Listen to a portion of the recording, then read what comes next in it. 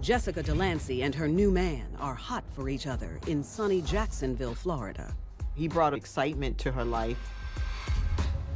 But Jessica will pay the ultimate price for getting involved with a man who plays dirty. She accepted the criminal activities as a way of life to keep up the financial rewards that came with it. Jessica would do anything to help her man get what was rightfully his. And later in the Windy City, Lisa Tony is starved for attention when she takes up with a sexy stranger. He had this way of being able to zero in on a woman to get whatever it was that he wanted. And she'll do anything to give her new man what he wants. He was a fatal attraction. Lisa was going to be his next victim. For as long as she can remember, Jessica Delancey of Pickettville, Georgia, has only known what it's like to feel unwanted and alone. She was abandoned by her mother. Jessica's father was abusive, and he was an alcoholic. Jessica's grandmother is left to care for her, but pays little attention to her needs. She had no home life whatsoever. There was no one there to help direct her. There wasn't a lot of things in her environment that could reinforce her in a positive way. Despite her circumstances, Jessica still holds out hope that one day she'll get far away from Pickettville. Daydreaming is certainly a coping mechanism because she felt neglected and abandoned. And for Jessica, that daydream, that fantasy, the constant fantasy she had in her mind was to be wanted and to be loved. Fresh out of high school, 17-year-old Jessica marries the first man who catches her eye. He whisks her away to Jacksonville, 10 miles down the road. She's desperately looking for somebody to love and accept her. He didn't treat her very well. Not long after that, he left her with a son to take care of on her own. A year after leaving home, Jessica is already looking for a fresh start. She and her son move in with a friend who works as an exotic dancer, and Jessica signs up for classes at the local community college. She was trying to better herself by getting an education. She was going to school to be a certified nursing assistant, but she had some difficulties to pay for those education programs. With her bills piling up, Jessica's new roommate suggests a way to fix her money problems. She had no real way of making a living. Her friend told Jessica the fastest way you can make this cash is to come and work at the strip club. Jessica takes her friend's advice and makes her way to the dance floor. She worked as an exotic dancer at one of the local clubs here. She was an attractive girl. She did very well financially. She walks away in the evening and has cash in her pocket that she can now spend freely. Jessica drops out of school to focus full-time on making money at the club. Jessica was like a lot of other young ladies who are simply looking to escape circumstances that are already dismal. They want to find a better life, but they don't have a real plan. They haven't really thought about the resources they have at hand or resources that are available to them. But there are drawbacks that come with her new lifestyle that affect her now 2-year-old child.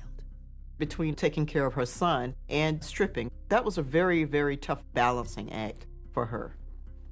Jessica would oftentimes leave her son for long periods of time. When she was dancing, she relied heavily on other family members to assist her. When she ended up having her own child at a very young age, she repeated that same behavior, what she was taught, to be neglectful and to abandon. And therefore, she did the same to her child by passing the care of that child on to her family. The last thing Jessica expects to find, stripping, is love. But that's exactly what happens when, a month into her new job, she spies 19-year-old drug dealer Derek Goldson. Derek took a fancy to Jessica and they struck up conversation. They exchanged phone numbers that night.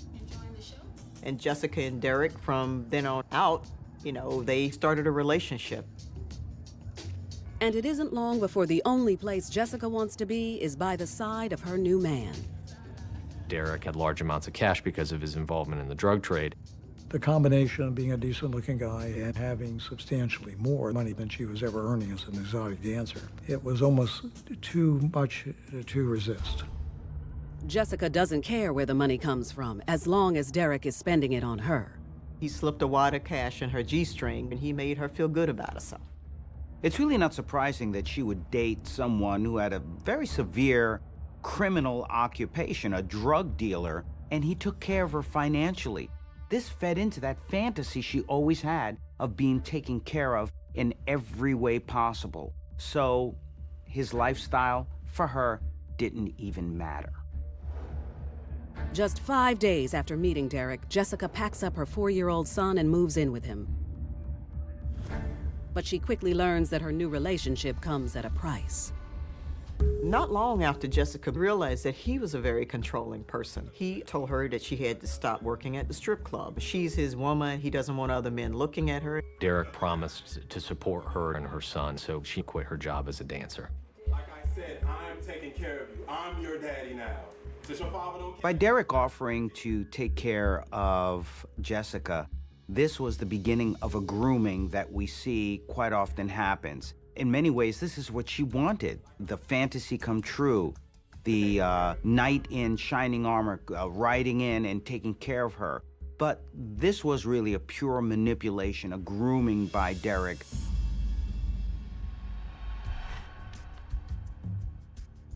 Derek is not only a control freak, he's also a drug dealer who's addicted to his own product. Whenever Derek would use cocaine, he would have a short temper and he would become very volatile. On multiple occasions, he would blacken her eye or bloody her lip. She didn't try to get out of that situation because at that point, him taking care of her and her son, she probably saw that as a necessary evil. By Jessica growing up in a home where her father was missing, the affection of a father, the role modeling of a father as to what a relationship should be, in this case between a man and a woman, Jessica didn't know what a healthy relationship was. Despite Derek's abusive behavior, Jessica stays in the relationship, and within a few months, she finds herself in a new line of work. Derek had Jessica working for him. She would frequently drive him to places to pick up drugs and to drop off drugs. The main person that Jessica and Derek dealt with was a guy by the name of Reggie. Reggie acts as Derek's main supplier, and their business relationship seems to run smoothly, until the night that Reggie sells Derek a batch of bad crack cocaine.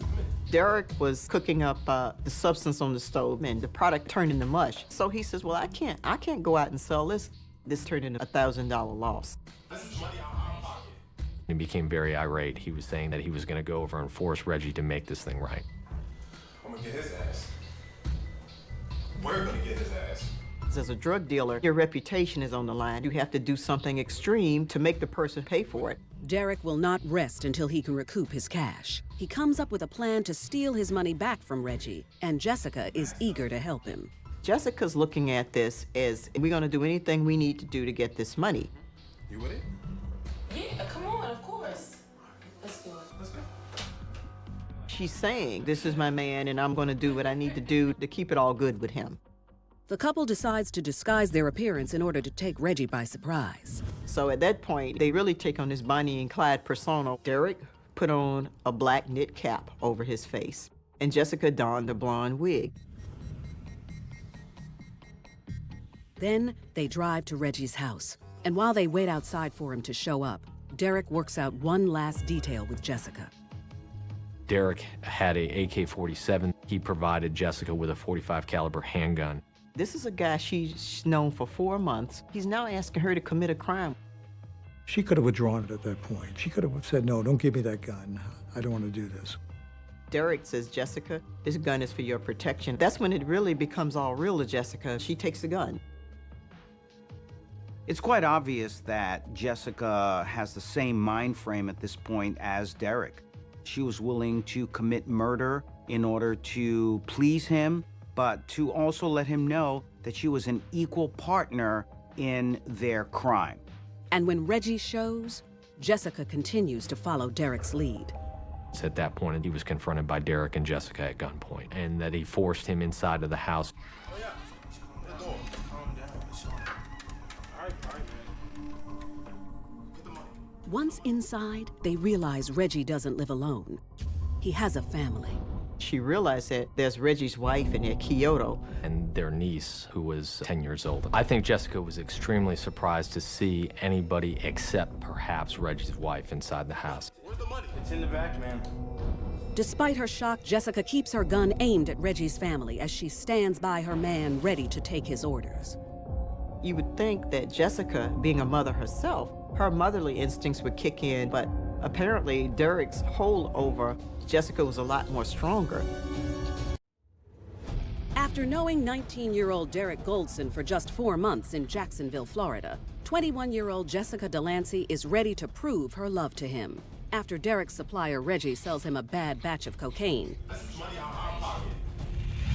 Jessica joins Derek on a mission to steal back his money. Let's go, babe. Derek and Jessica force Reggie into the home. She just instinctively followed Derek's lead. Reggie's wife, Kyoto, and his 10-year-old niece are in the living room. Despite the presence of a child, Jessica and Derek demand that Reggie give them their money. We just want the money. That's all we want. Reggie indicated that the money was in the bedroom, in a closet.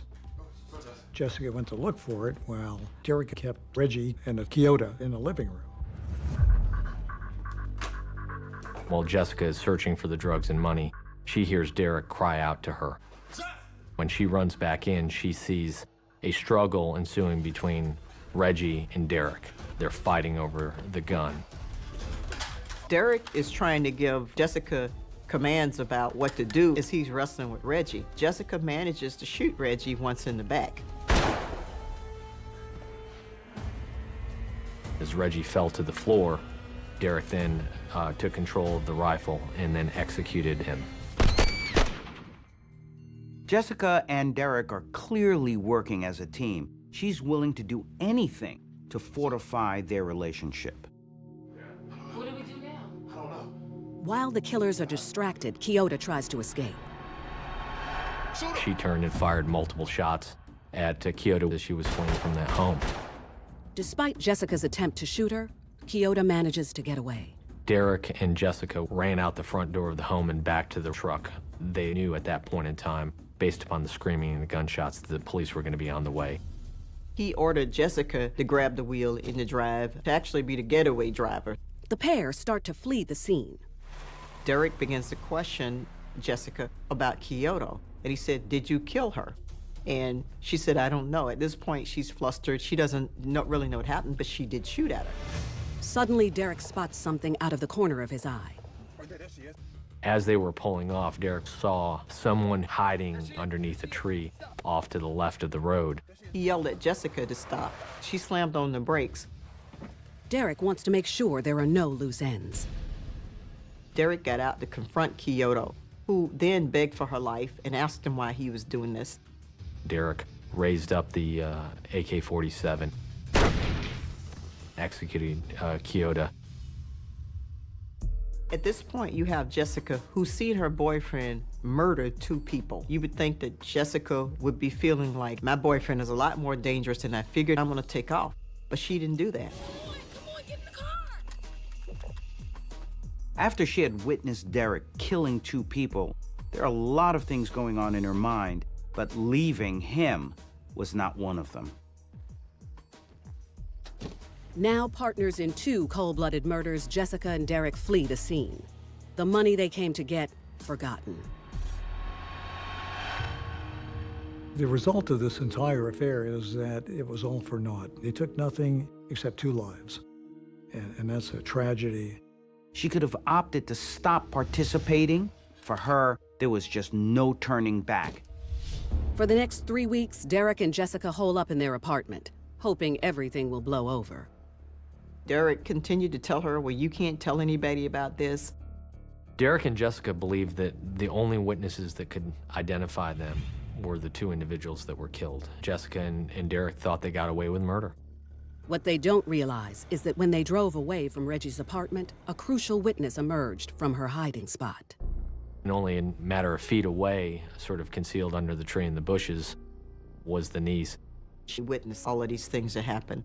It's difficult to imagine the impact on a 10-year-old child witnessing an execution, particularly of your aunt or a relative, but of anyone. It's an experience that's going to live with that young girl all of her life.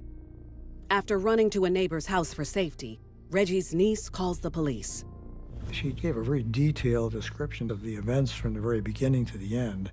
Reggie's niece tells the police the man was wearing a mask, but she's sure that she'd recognize the woman if she saw her again. She had a very lucid and very excellent memory for the features, and it resulted in a very good sketch and likeness. That just shows you that sometimes trauma can make people remember things. It stays in their mind, and it becomes very vivid to some people. As investigators hunt for Jessica, Derek's pulled over in a traffic stop, and detectives run his plates. He's wanted on an outstanding warrant from a domestic dispute he had with a former girlfriend. He's immediately taken into custody. Now, at this point, the police don't know that Derek is the guy they're looking for. He calls Jessica and asks her to go to his best friend's Garrett house to get this bail money for him. When Jessica arrives at Garrett's house to collect the money, she's unprepared for who she'll meet there. Garrett was actually dating the sister of Kyoto Williams. When she goes to the house, there are friends of Kyoto who are going to her funeral. And one guest in particular catches Jessica by surprise, Reggie's niece. And later, in Chicago, Lisa Tony leaves her husband for another man, with explosive results. She wanted him dead, and sooner the better. He was like a shadow moving through the night.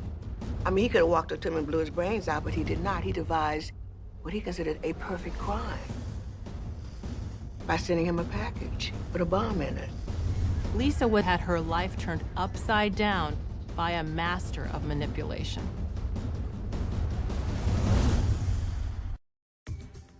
Jessica Delancey and her boyfriend Derek Goldson believe they've gotten away with a double murder after they shot and killed their drug supplier Reggie and his wife Kyoto over a deal gone bad. But when Derek gets thrown in jail on an unrelated charge, their quest for money will be their undoing. Derek calls up Jessica and tells her to go to his best friend Garrett's house to get the money that he needs. Garrett was actually dating the sister of Kyoto Williams. Jessica went over. Garrett was getting ready to go to a memorial for Kyoto Williams.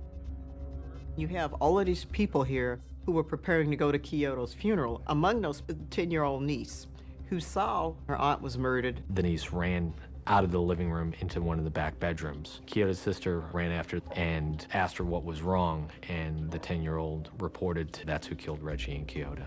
Jessica and Derek thought they had gotten away with murder. They were riding high. They thought they were invincible until that point that a child stepped up to identify them. And at that point, she knew that it was all over. Jessica immediately leaves the house without Derek's bail money. Reggie's niece is taken to the police, who learn about Jessica and the person who connects her to both Garrett and Kyoto. The police then reviewed Derek Golson's jail phone calls and realized that Derek Golson had had a conversation with Jessica Delancey about this encounter with the 10-year-old niece. Based upon their investigation and hearing these phone calls that were made between Derek and Jessica, a warrant for her arrest was obtained from a judge. Jessica is picked up at her home and taken into custody. Confronted with her own voice on tape, Jessica confesses to investigators. Jessica not only confessed to her part in the murders, but she also revealed Derek's part in the murder as well. Because Derek was in jail, Jessica no longer felt that she was under his thumb, under his rule, under his power, and therefore was much more comfortable in speaking to the police as to what had happened. At this point, she was going to look out for herself and without the fear of retribution from Derek. In exchange for her testimony against Derek, Jessica is given a sentence of 48 years. Derek pled guilty to 2 counts of first-degree murder and 1 count of armed robbery. Based upon his plea agreement, he would be sentenced to 3 consecutive life sentences.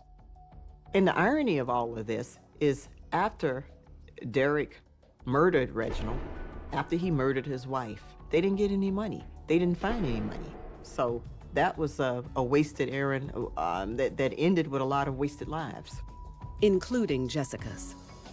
All of Jessica's dreams about freedom and being taken care of and having love in her life, they've all gone down the drain because of that fateful decision of getting involved with a man that she thought she loved. You can always tell a person's future by the people they hang around with, and this guy was a drug dealer. She should have seen the writing on the wall. I think that she began life as a very damaged woman, which made her more vulnerable to meeting someone like Derek Goldson, who promised her the world. That's the tragedy of the story. Like Jessica Delancey, Chicagoan Lisa Toney also has a taste for the fast life. And she's willing to trade in the man she has for one who can give her what she wants. After 6 years of marriage to husband Marcus, Lisa Toney seems to have it all. Lisa and Marcus lived in Dalton, Illinois together with her son from a previous marriage. They appeared to be happy to the outside world. She was a good homemaker and a good mother. Marcus really worked hard as a custodian, and when he did get any extra money, he used that for flipping properties. But Lisa takes on the lion's share when it comes to growing the couple's fortunes. For more than 20 years, Lisa worked for a major phone company, eventually becoming a human resources manager. Lisa made substantially more than Marcus. She had a 6-figure salary. Over time, Lisa starts to feel the pressure of keeping her family afloat. As the breadwinner, you've got a lot of responsibility and a lot of extra stress. And it isn't just the salary gap weighing on Lisa. While she loved her husband, Marcus really had a temper, and he would just lash out at her over the smallest things. They had some very bad altercations. And Marcus had some violent temper, and he would become abusive. She was really conflicted about their relationship. When a handsome stranger moves in across the street, Lisa becomes even more torn. She was immediately taken by his appearance. He was muscular, well-dressed, well-spoken, educated, and he knew how to impress people. She attracted this young man, handsome man. She just wanted to have a little fun. Cienki Lalamond is a serial con artist with a history of targeting women. And Lisa is about to become tangled up in one of his schemes. Lisa had her life turned upside down by a man who was a master manipulator. In Chicago, Lisa Toney is feeling stuck in a crumbling marriage with her husband, Marcus.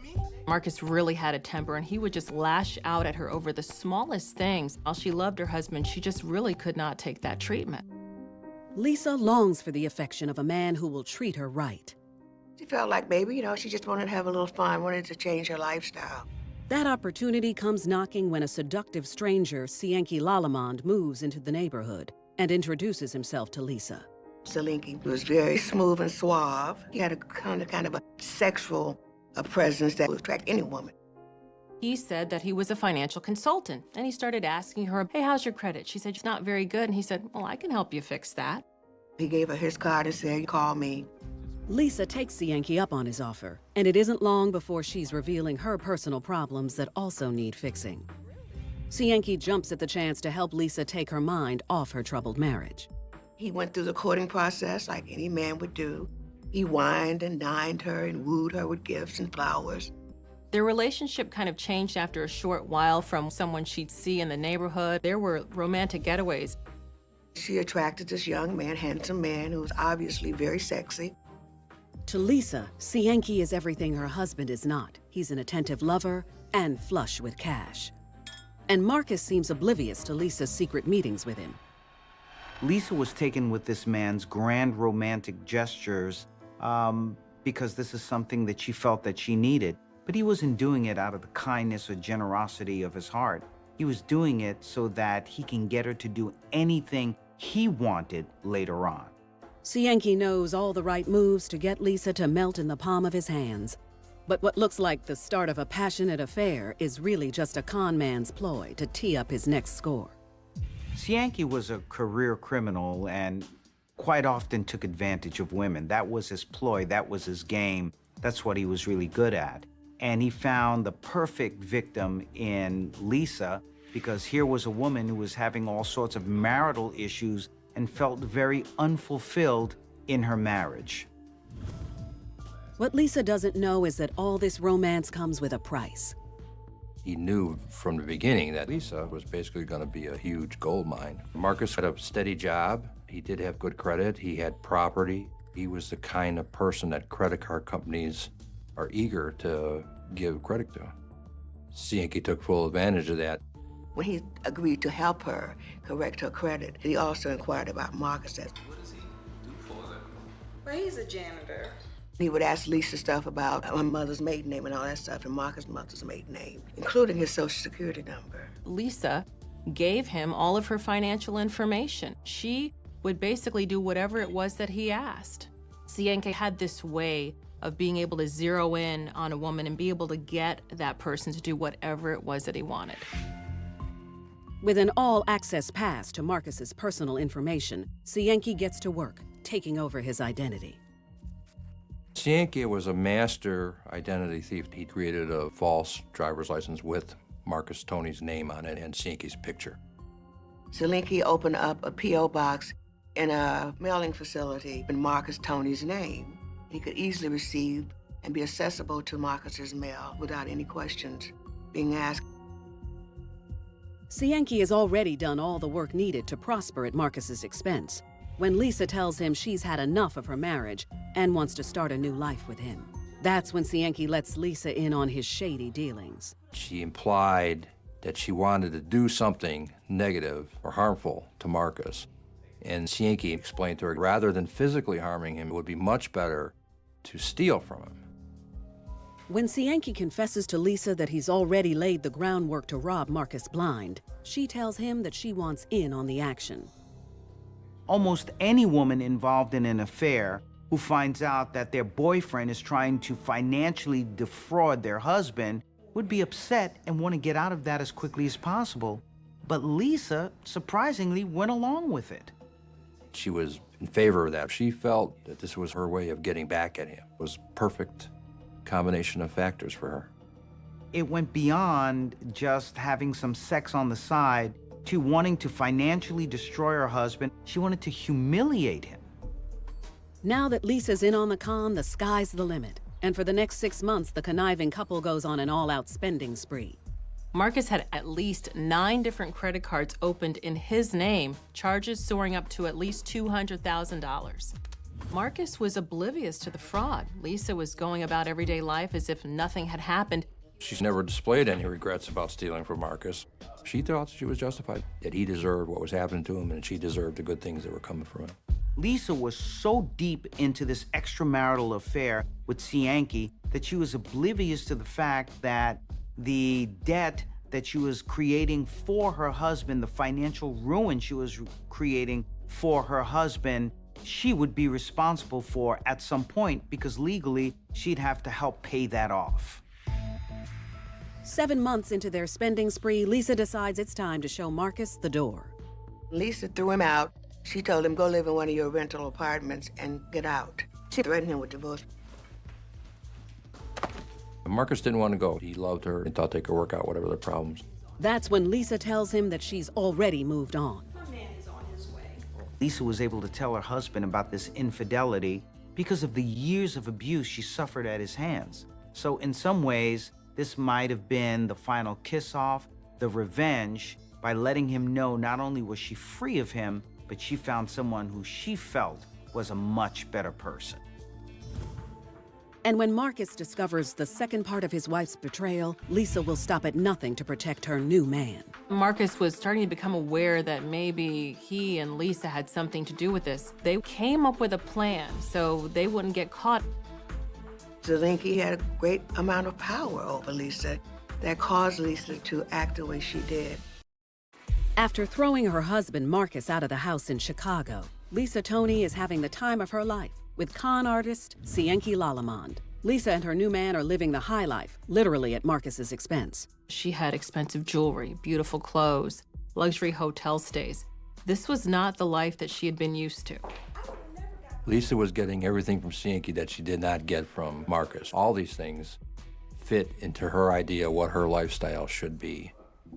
For Lisa to have gotten involved in that affair with Cienki and to take it even a step further by wanting to hurt him financially It speaks to perhaps her being abused by him for many years. She was very unhappy in her marriage, so this was a way to get some sort of revenge.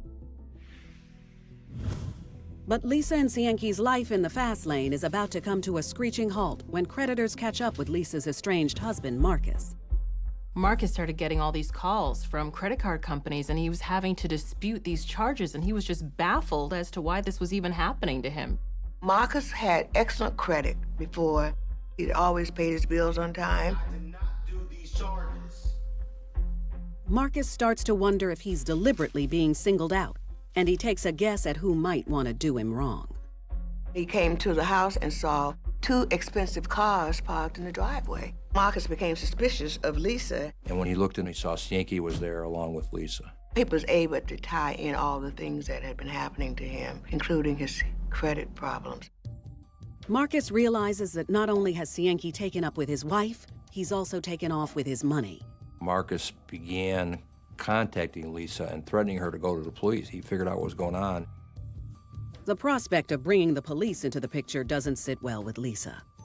She panicked and started complaining to Cienki that we have to do something because we're going to get in trouble. I just want to get rid of him. Like, He wanted to kill him dead right then and there. But Cienki is a master at the long game, and he has an explosive plan. He tells Lisa that he has a friend who can hook them up with exactly what they need to get the job done. Cienki spent some time in a halfway house where he met another young man who had knowledge of how to make bombs. It was a standard pipe bomb. It had a pipe with 2 end caps with a hole drilled through that a wire could be placed in, and then it was connected to a pull chain.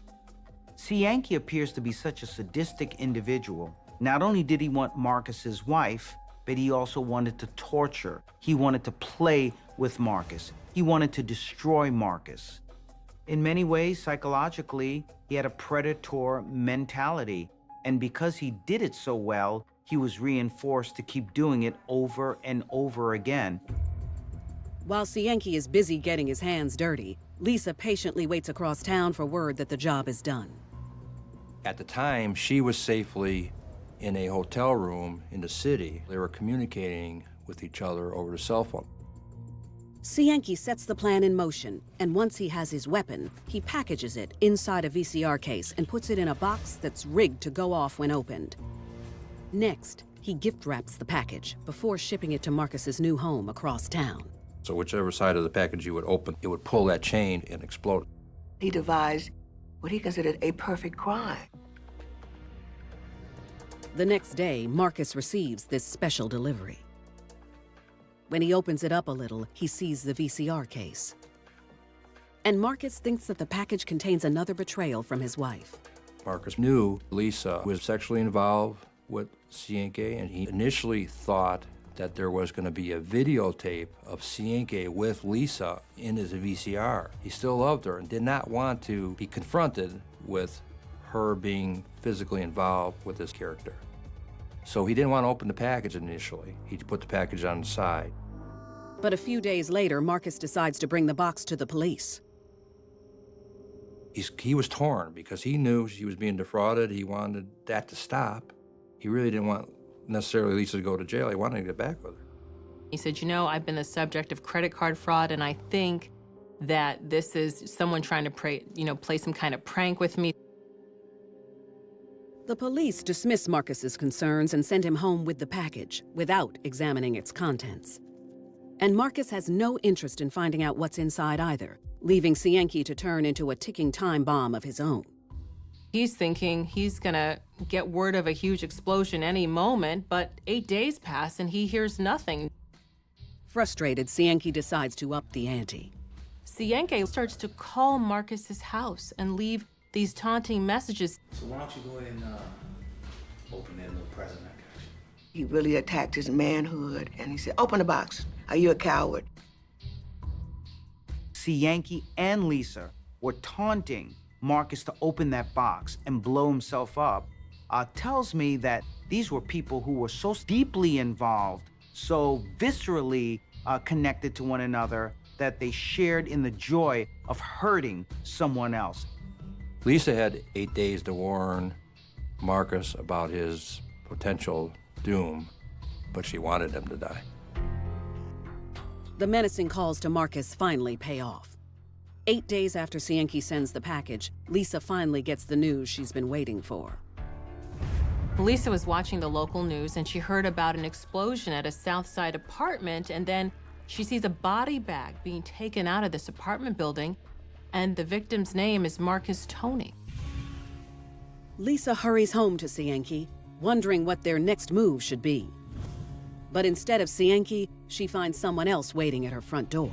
I'm just so shocked that somebody would do such a thing. Cienki's gone. Right after the murder, Cienki fled. He went to Jamaica. Who is he meeting there? A woman that he met from an online dating site. After Marcus Tony is killed by a pipe bomb mailed to him by his estranged wife Lisa and her lover Cienki Lalamond, Lisa Tony finds herself facing some tough questioning from law enforcement. Well, Lisa became a suspect almost immediately because we knew that this fraud activity was going on. And they also knew about the voicemail messages of the Chicago police. They started putting two and two together. They took her in. She was held for a substantial period of time. The police decided to break her. She became very upset. While Lisa's taking the heat for her husband's murder, Cienki has already moved on with a woman he met online. Lisa eventually found out she wasn't the only woman for Cienki. She was one in a long line of women who had been duped and had been conned. Cienki was such a manipulator, such a womanizer. And even though Lisa's been left holding the bag, she's still not ready to turn on her man. 2 days into her questioning by police, Lisa continues to maintain her innocence, insisting that she had nothing to do with her husband's murder. She agreed to take a polygraph test, and she failed.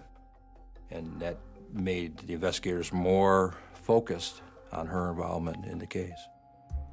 Detectives decide to turn up the heat and share with her the grisly details of Marcus's death.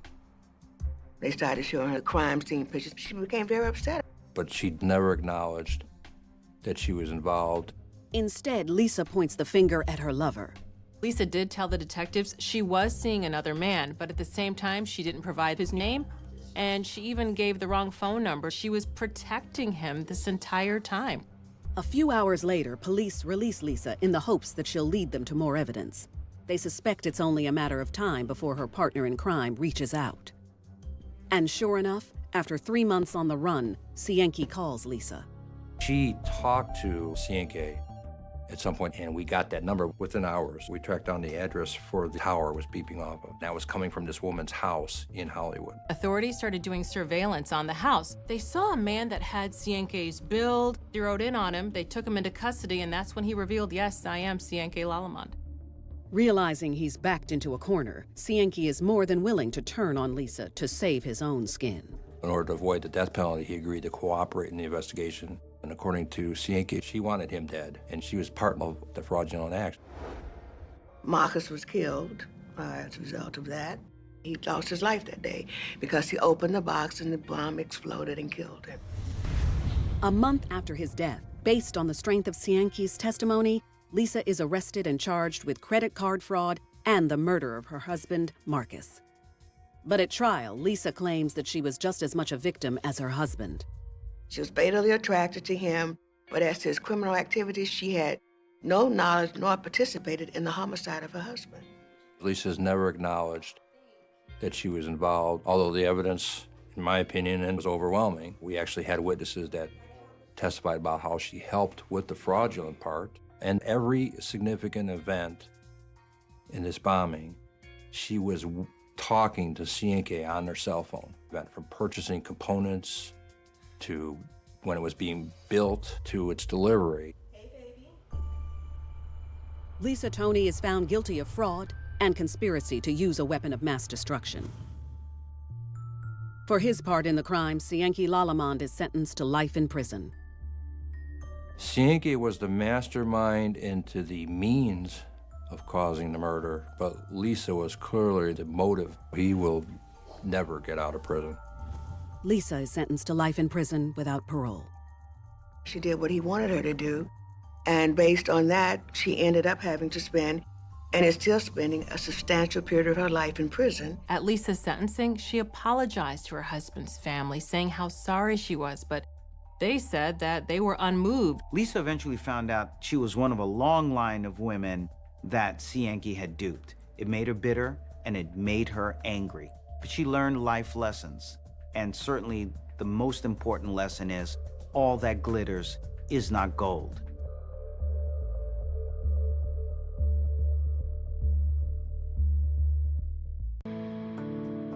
We're only on this earth for a short while. But if we're lucky, we may find a soulmate who fills our days with joy and affection. Being in love is like being on drugs. There's this feeling of I want more and more and more. But falling in love can also be a wild ride.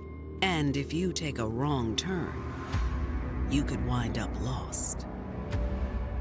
So many young girls get tied in with certain dudes that aren't good for them, and they just keep going. She is just so blinded by the fact that she would do anything for her man. It gets to the point where, they have to make a decision in their life. When push comes to shove, who will you choose? Yourself or your man? She's putting her trust in him. She's pouring her heart out to him. Some men are able to see that someone is missing something and take advantage. She had a lot of opportunities not to go down that road and never stopped. No amount of being in love is worth your life. March 24th, 2016, Pittsburgh, Pennsylvania. A city once known as the heart of America's steel industry, Pittsburgh has reinvented itself for the 21st century. Pittsburgh was on the decline for a really long time, but it's come back to life. It's a great city. It's a city made up of a bunch of different neighborhoods, so it's a bunch of little cities in one. But not every corner of the Steel City has kept pace with its revitalization efforts. Pittsburgh is a very diverse city where there are areas that are extremely beautiful and safe and quiet, and then there are some neighborhoods that are extremely dangerous and violent. One of Pittsburgh's seedier areas is a neighborhood known as Beltshoover, located on the shores of the Monongahela River. Beltshoover is a pretty violent area, and there's a lot of drug activity, street gangs. So when a flurry of 911 calls come in that afternoon, reporting gunshots in the Beltshoover area, Pittsburgh police are ready for anything. And when the patrol officers arrived, they met with a witness on scene who essentially pointed them in the direction of the shots fired. This particular location, it was a wooded area. It was relatively secluded. As police make their way inside the brush, they come upon an unsettling scene.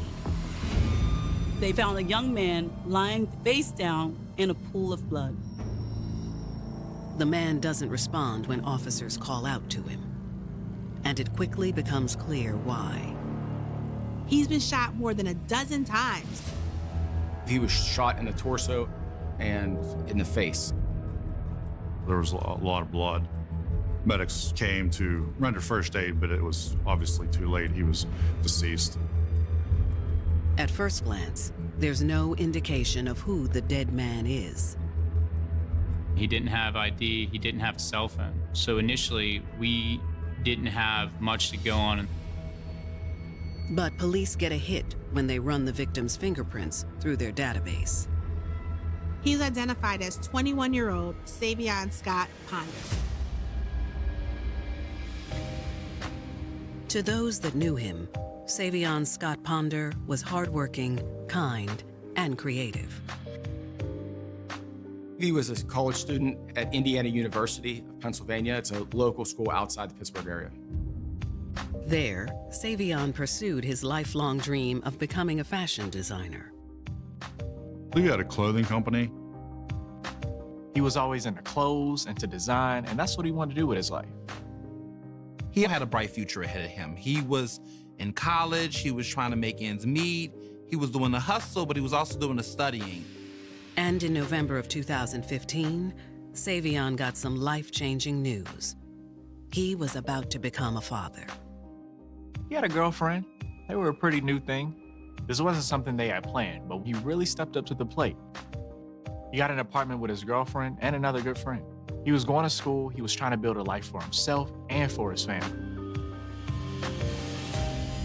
But now, Savion has been found brutally shot to death in a wooded area on the seedy south side of Pittsburgh. And as investigators search the crime scene for clues, they keep coming up empty-handed. There was little evidence to go on. We recovered 7 casings. But other than that, there wasn't a ton of physical evidence to help us. The crime scene wasn't extraordinarily elaborate, but what's very interesting was the fact that he didn't have shoes on. It's a small detail that strikes the detectives as potentially significant. There was no real reason why the shoes were off. There's nothing that showed that there were any gunshot wounds by his legs or his feet to that extent. Possibly there were a pair of expensive shoes that were taken. We thought robbery was a possibility. People like shoes, it's kind of a commodity. Had Savion been killed in a robbery gone wrong? Or is there another explanation for his violent death? Investigators hope that their eyewitness holds the answer. Well, we started with the original 911 caller, who was a resident of the area. They saw the vehicle drive down, which was very strange, because it's not a very high-trafficked area. Even more strange, this witness then says that she saw 2 men dragging another man into the woods. A few moments later, she heard a barrage of gunshots coming from the woods. She told police it sounded like someone emptied their gun. It's not a firing range. There's no reason to hear 1 gunshot, let alone multiple, 10 plus. Once the shooting stopped, the witness says only 2 of the men emerged from the woods and fled in a gray car. So you have basically someone driving a car to a desolate location, 3 individuals, 1 being led into a field, and then only 2 coming back. It's pretty clear at this point this isn't a robbery. It sounds more like a cold-blooded murder. If you're just there to steal someone's shoes, you're not going to shoot them a dozen more times. This was just straight execution. Then the question becomes, why was Savion the target of such an execution? March 24th, 2016. After responding to a string of urgent 911 calls, Pittsburgh police have found 21-year-old college student Savion Scott Ponder shot to death in a wooded area on the south side of town. The responding officer saw a large amount of blood, and the victim had no shoes on. It appeared to the officers that he had been shot multiple times. At first, investigators thought they could be dealing with a robbery. But now, an eyewitness account has led them to consider another possibility. It sounds like an execution-style murder. There wasn't anything to indicate at that time that it had anything to do with a robbery. Along with the witness's account, the sheer violence of the crime points to a more personal motive. To shoot someone over a dozen times, you have to have a real vendetta against him. It showed that the person was either very angry or wanted to make sure that the victim was dead, or to send some sort of message. My partners and I worked through the evening to work the angle from the initial witness saying that they saw 2 black males in a gray car flee. So we kind of try to work backwards, the things we do know, which is the victim's identity. We tried to speak with family or friends or get any idea of who he was, where he was, why he would be there. His mom said he was staying at 5 Boggs Avenue, which is in very close distance. It's within a mile and a half or so of the murder scene. So our next move was to go to that area. At the apartment, police are met by Savion's devastated girlfriend and their roommate. The couple's roommate tells police he last saw Savion the day before, and he'd noticed Savion was acting strange. His roommate tells officers that Savion was a small-time drug dealer that sold a little bit, here and there to help cover the rent. He also mentions that earlier in the day, Savion had left to go sell some Xanax to a woman. He never told his roommate the name of the woman, but one thing that his roommate did note was that when Savion got home, he had a bunch of cash on him. Savion seemed happy with the deal he'd struck. But later that afternoon, there was a knock at the door. According to the roommate, Savion answered the door and went outside. Savion's roommate said that he went to the window to take a peek at what was going on. He said he saw Savion climb into the passenger seat of a Ford Focus with 2 men in the back seat and a woman behind the wheel.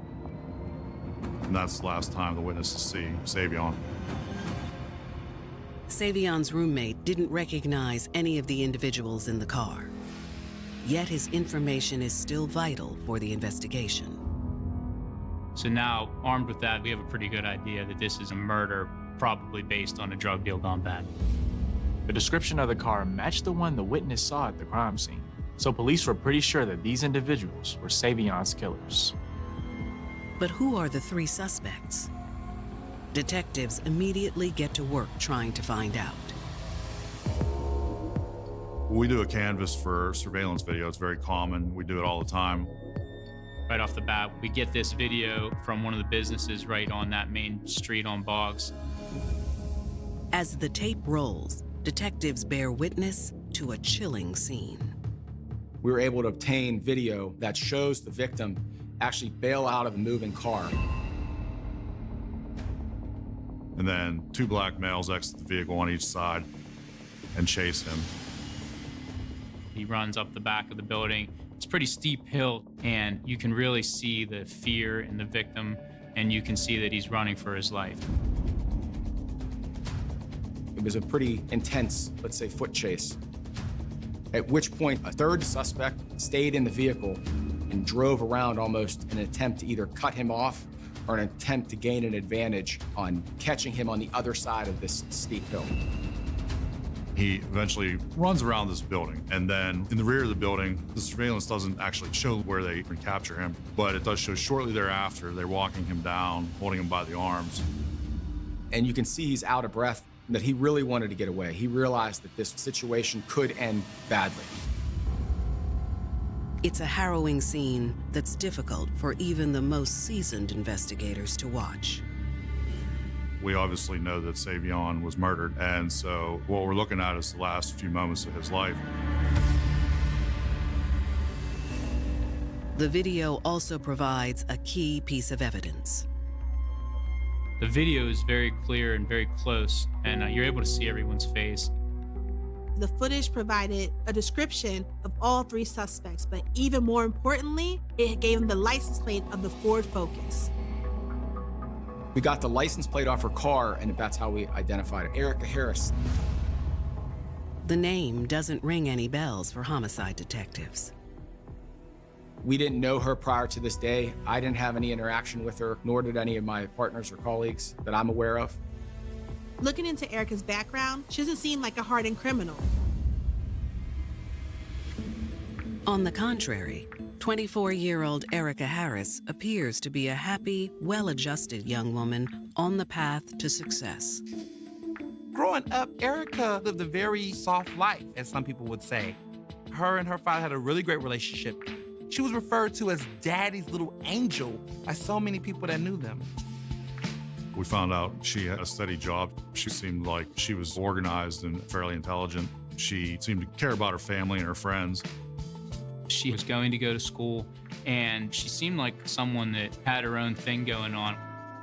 But behind closed doors, Erica was still suffering from the tragedy of losing her father just a couple years earlier.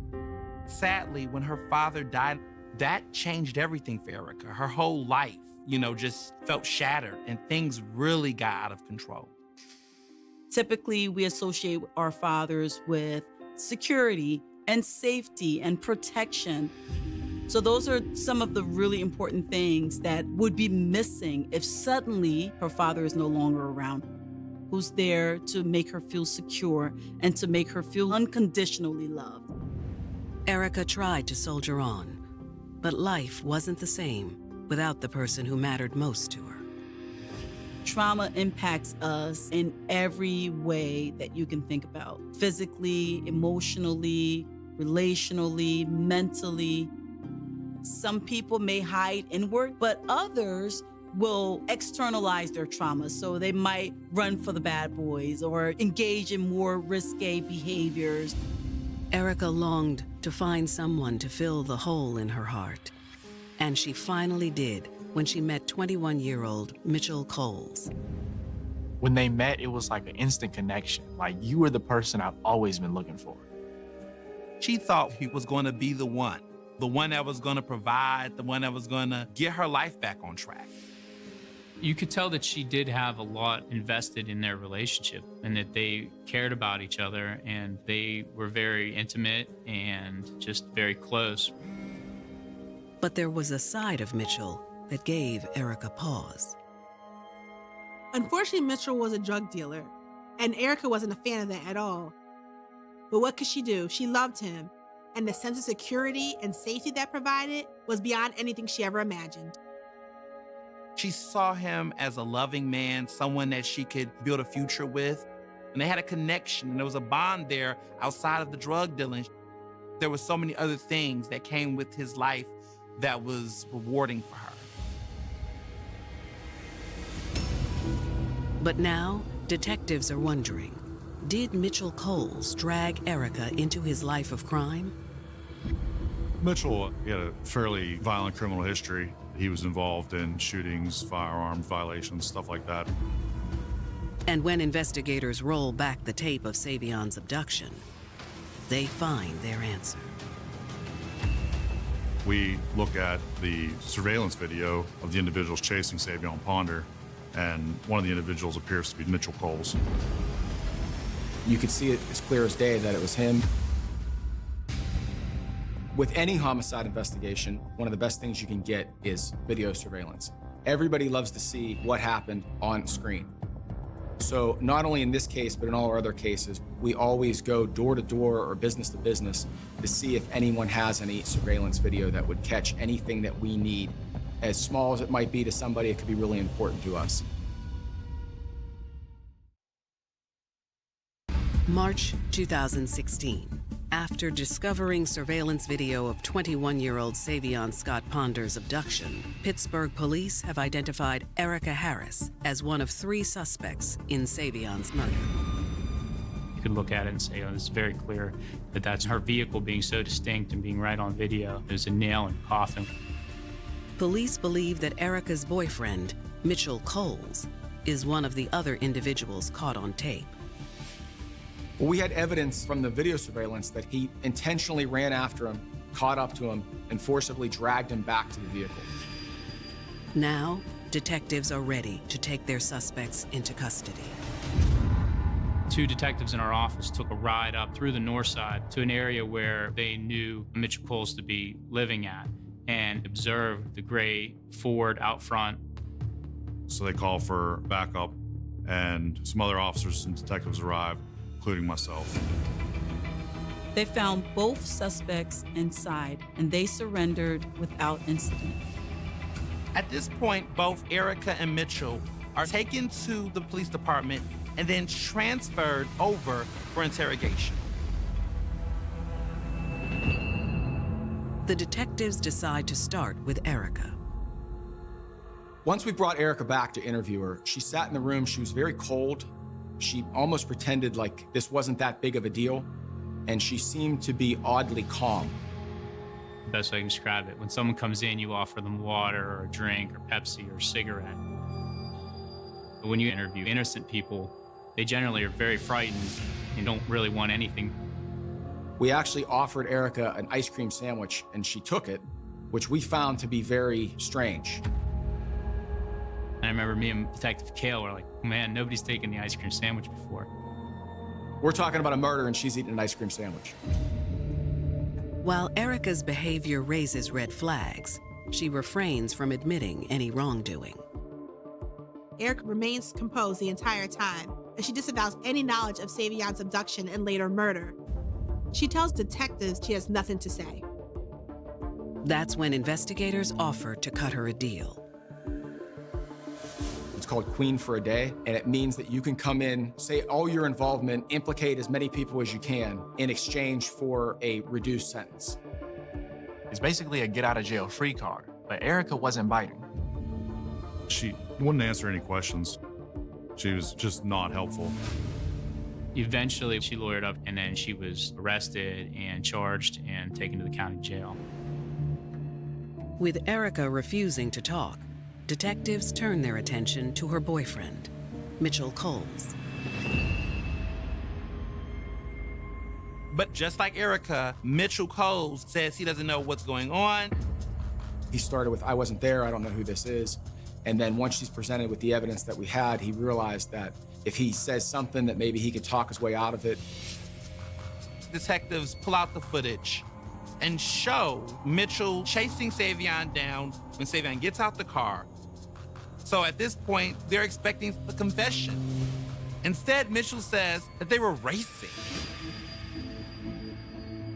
While Mitchell never admits to being involved in Savion's murder, his absurd claim about racing does give the investigators more ammunition to use against him. He puts himself on the scene. He's not denying it's him. He also said Erica had nothing to do with it. All she did was drive. So of course he implicates her as being part of what occurred. It was huge because whenever you can corroborate any evidence, I mean, we had the video surveillance of her vehicle, we had her in the driver's seat, and we had Mitchell putting her there, putting her basically at the crime the whole time. But there's another huge piece of this puzzle that's still missing. We knew there was a third actor involved. Who was the man that was in the car with Mitchell and Eric? Detectives are about to find out. From the last place they could have imagined. We received information that was really important to us. Erica had a change of heart. She's now willing to cooperate and give them everything.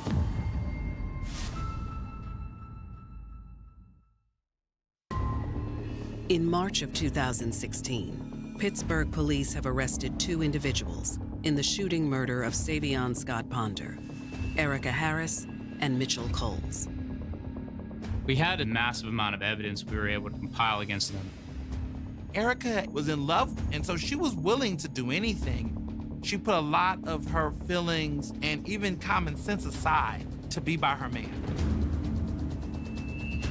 Detectives believe another unidentified man helped the couple commit their crime. But so far, Erica and Mitchell have refused to give up his name. There was a lack of willing to play ball. Without their cooperation, police had no way of identifying who the man in the surveillance video was. It was kind of fruitless at that point.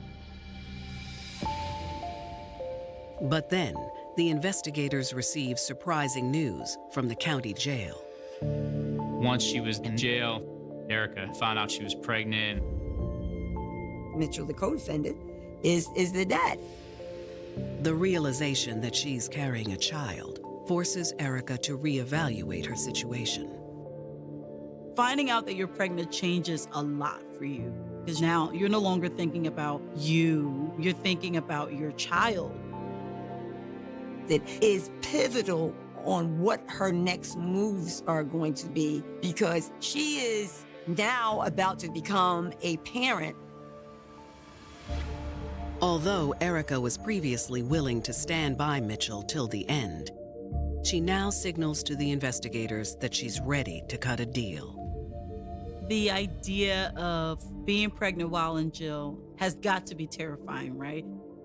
And I imagine that gave her a new perspective on life. And that must have been that shift. Like, let me now say something. If it'll save me and my baby in any way. So she comes in with her attorney.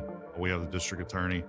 And she agrees to give the statement with a number of stipulations.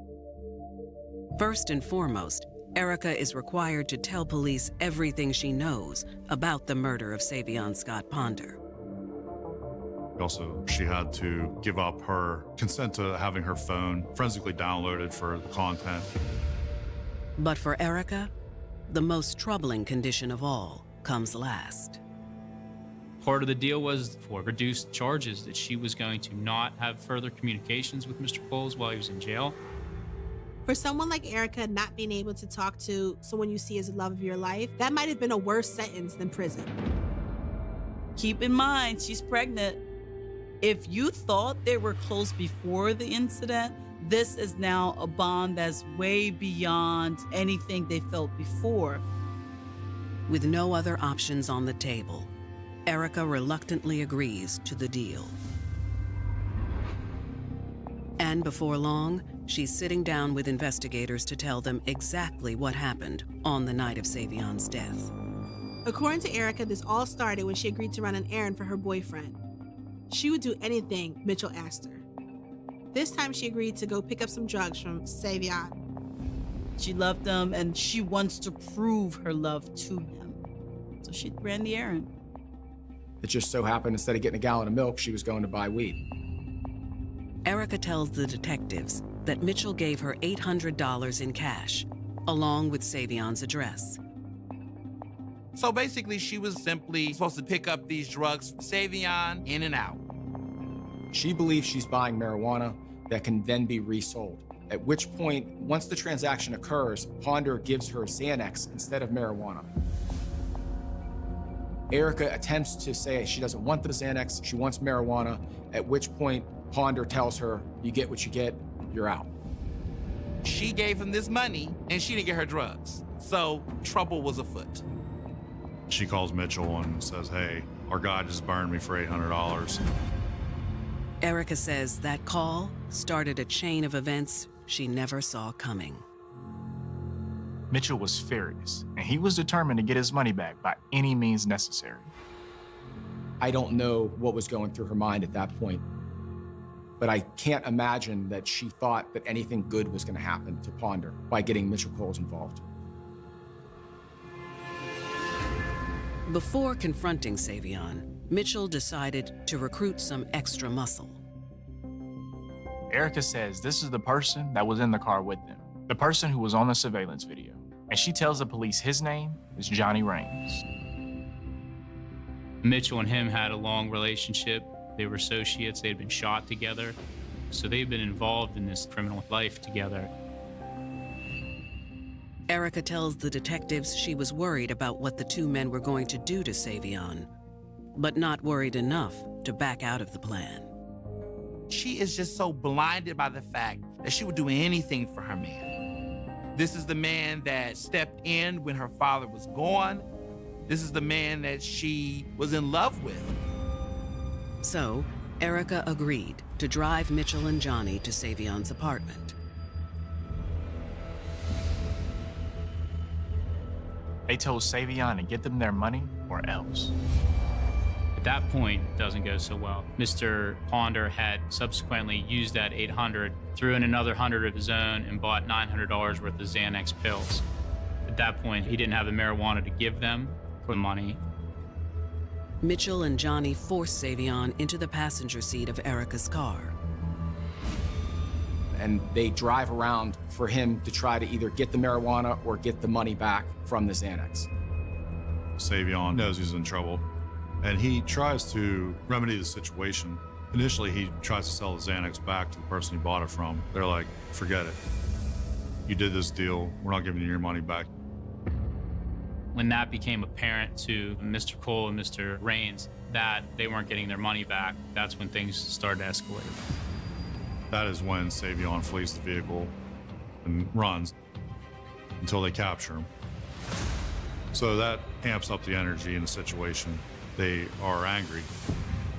After Savion's escape attempt, Erica says Mitchell was done messing around. Once they get back in that car, the mood is different. The situation just escalated and kept escalating and escalating. Mitchell tells Erica that they need to go to Beltouver. One way or another, Savion was going to pay. The next thing you know, she's hearing gunshots.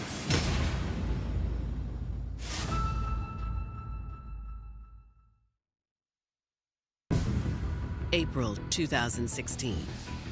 A month after Savion Scott Ponder was found shot to death, Erica Harris has agreed to tell the Pittsburgh police everything she knows about the homicide. Erica and Mitchell, what they were trying to do was recoup the money that they had believed they had been burnt. The victim had not given them the marijuana that they believed they were supposed to purchase. Erica has told investigators that, despite her misgivings, she agreed to go along with her boyfriend's plan to make Savion pay. When emotions are high, logic is low. Erica really was someone who prioritized Mitchell. She loved him, and she was very much invested in protecting him. Any hesitation Erica had was drowned out by her desire to do anything to help her man. So, when Mitchell ordered her to drive to a secluded area in South Pittsburgh, Erica did as she was told. Erica's fear level was rising, not knowing what would happen next and not knowing what Mitchell would do. She was thinking, maybe he's gonna beat him up. But you also have to think in your mind, I don't know how far this could go. Erica says she waited in the car while Mitchell and his friend Johnny Rains led Savion into the woods. They hook him up under the arms and they escort him. Essentially, they're walking him to his death. Savion had to be terrified out of his mind. Any doubts Erica had about what her boyfriend was going to do to Savion were quickly dispelled. She heard gunshots coming from the woods. Not long after that, Mitchell and Johnny walked back from the woods, and they were carrying Savion's shoes, but Savion was not with them. On the drive home, Erica says neither of the men said a word. She said it was quiet. They didn't really talk about it. They didn't know what to say. But which of the two men pulled the trigger? Investigators hope that Johnny Rains may provide the answer. We were able to get a warrant for Johnny Rains as the third accomplice, and the next day we went out and got him. Detectives questioned Johnny about what happened after he and Mitchell walked into the woods with Savion. But despite undergoing hours of rigorous interrogation, Johnny remains tight-lipped. He didn't make a statement either, and to date he's never made a statement about his guilt or his participation. That's a big problem for this investigation, because it's tough to convict somebody of murder if you don't actually know who the shooter is.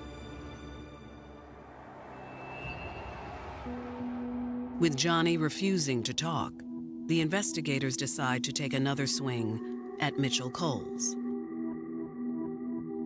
Once Mitchell heard Erica was talking, he told detectives he wanted a plea deal of his own. Part of Mitchell's plea bargain was that he gave up all the information, that he took us step by step through the case. So Mitchell came in and gave us a second interview, which he detailed how Savion was murdered. Mitchell's story picks up where Erica's left off, as he and Johnny Rains walked Savion into the woods in Beltshoover. They got him out, walked him in. I want to say it was about 30 to 50 feet, maybe. I would assume they were trying to just get as secluded as they could. Mitchell rationalizes it by telling us that you got to do what you got to do. There's bills that need paid. You're not ripping me off. I think Savion knew what was about to happen. He knows they're armed. They're agitated because he ran. He has to know that he's either going to get beaten severely or killed. According to Mitchell, Savion's terror was plain to see. He's talking, and Mitchell flat out asked him, said, "What are you doing?" He's like, "I'm praying." He's praying that they're not going to hurt him because he had full intentions of trying to make it right. He was trying to do anything he could that they wouldn't harm him. But Mitchell and Johnny had no intentions of letting Savion go. That's when Johnny Rains takes Ponder's shoes off of him. They remove his shoes in an attempt for him not to attempt to escape again. And then Savion says to them, like, "What are you going to do now? Are you going to pistol whip me? Are you going to beat my ass?" That's when Mitchell's like, well, we have to do something here. It's the end of the road. I don't think the day of this murder, Johnny and Erica, that they woke up, choosing violence. I think that there was a situation where a drug deal went wrong, And they were there to stand by Mitchell, whether it was Johnny standing by his dude, his homeboy, or Erica standing by her boyfriend, the love of her life, and her man. I think this is a situation, unfortunately, of them getting themselves in a situation and led to the death of someone who did not deserve to die.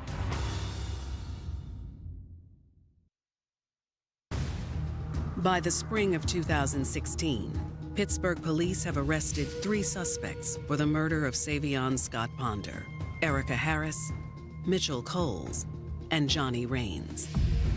Investigators have all 3 perps in custody. Now, after learning that his girlfriend is cooperating with the investigators, Mitchell Coles has agreed to provide a statement of his own. He admits that he and his friend, Johnny Rains, forced Savion into the woods. That's when Mitchell's like, well, we have to do something here. It's the end of the road. And then Mitchell produces that gun and it's all over for him. He says, I take the gun out and I shoot him. But according to Mitchell, he wasn't the only one who shot Savion. During the second interview with Mitchell Coles, he indicates that he shot Savion multiple times and handed the gun to Johnny. He gave the gun to Johnny Rains, who then emptied the clip onto Savion. And that was incredibly chilling during that interview of Mr. Coles. It was stone cold killer at that point. Mitchell's statement clears up any remaining doubt about what happened to Savion. We knew there was one gun used, but we didn't really know how that sequence went down until Mitchell comes in and tells us. I can't get into their head to why they did that. I would just have to assume or to think that Mitchell wanted Johnny to be as culpable in the homicide as he was. So if he fired into the victim as well, it would also make him part of the murder. We do believe Mitchell because it did fit what happened. It fit the details of the case. The way the scene was and the sound of emptying the gun from the witnesses, his story did fit. Following his confession, Mitchell Coles pleads guilty to conspiracy, kidnapping, and third-degree murder. In the state of Pennsylvania, there's 3 degrees of homicide. There's first-degree murder, and that's the one we all think about when you think of a premeditated murder. Second-degree murder is when someone is murdered in the commission of a felony. Third-degree murder would be any other sort of murder where your actions, you intended to kill that person. Mitchell's statement also seals the fate of Johnny Rains. That same month, Johnny Rains pleads guilty as well. I think once he realized that, Erica had given us a statement and then Mitchell gave us a statement, I think the writing was on the wall. Both men are sentenced to serve up to 50 years in prison. But the last of the 3 defendants, Erica Harris, is anticipating a far milder punishment. Ultimately, she was charged with the kidnapping. The reason why Erica is not facing a murder charge is because of the fact that she agreed with prosecutors to not have any contact with her boyfriend, Mitchell Coles, during the entire investigation. However, as her sentencing date draws near, investigators learn that Erica hasn't been keeping up her end of the bargain. We realized that she'd still been talking to Mitchell on the phone. We monitored jail communications, phone calls. So we know they're communicating and they still had a relationship. They were still saying, I love you, still communicating against the agreement. Erica's kidnapping charges are now upgraded to include the same third-degree murder charges as Mitchell and Johnny. And so the judge changed the sentencing based on her actions. When she broke the rule or the stipulations that the judge gave her, the good deal that we were going to give you, you can't get anymore. The gravity of Erica's mistake doesn't fully sink in until she goes before a judge in August of 2017. I remember when Erica Harris was sentenced, it seemed like she was almost shocked. We were in the courtroom and the judge handed her down a sentence of 20 to 45 years. Once all the circumstances and the facts of the case came out, the judge realized that even though she didn't pull the trigger, she had just as much culpability in this homicide as the other 2 did. Savion's family is relieved to learn that none of their loved one's killers are going to get off easy.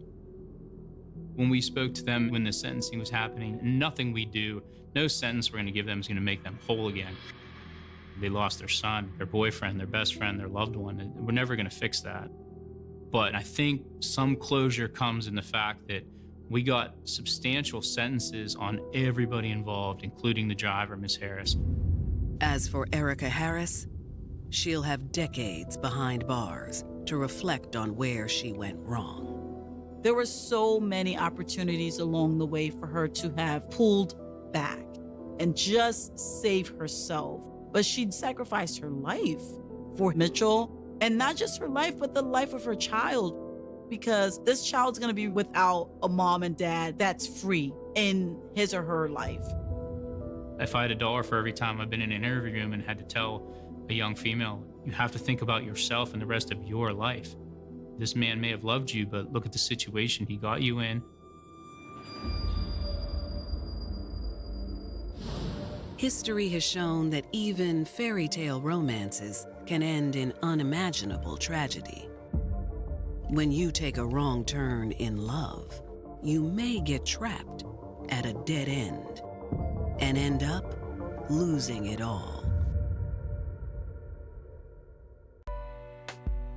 Young girls often dream of finding Mr. Right, someone handsome and charming to love and cherish forever. And when Mr. Right says to them, "You're mine," it can feel like a dream come true. But good looks and a winning personality can sometimes conceal darker desires. And when they say, "You're mine," they don't mean to honor and cherish till death do you part.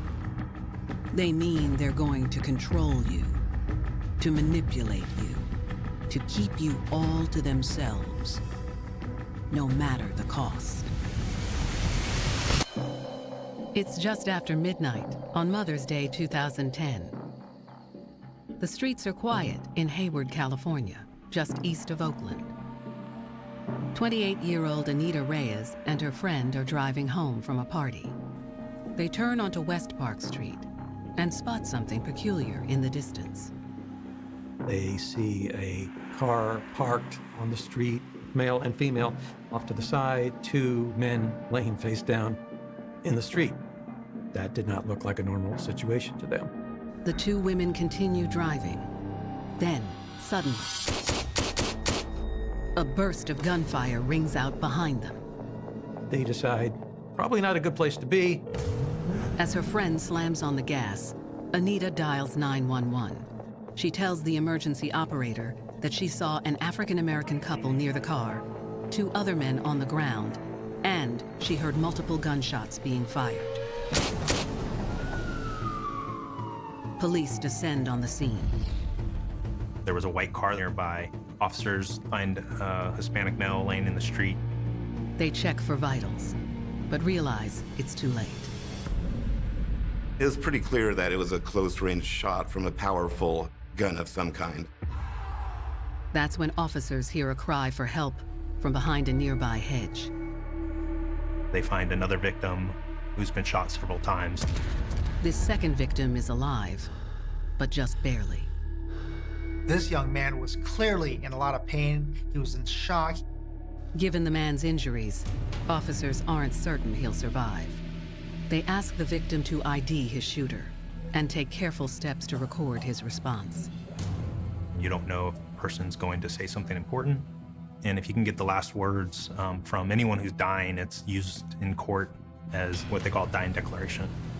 Before he's rushed to the hospital, the victim utters 2 crucial clues. They shot me and took my money, which confirmed with the police that this was a robbery, and he indicated they, letting them know that there was at least 2 people involved. Police will soon unravel the mystery behind the bloodshed and discover just how far one teenager would go to please her man. 17-year-old Tiara Arnold had the world at her feet. Tiara was a very smart kid. She was kind of quiet, but very athletic. She was beautiful. Tiara definitely had my back when it came down to pretty much everything. She could do no wrong in my eyes.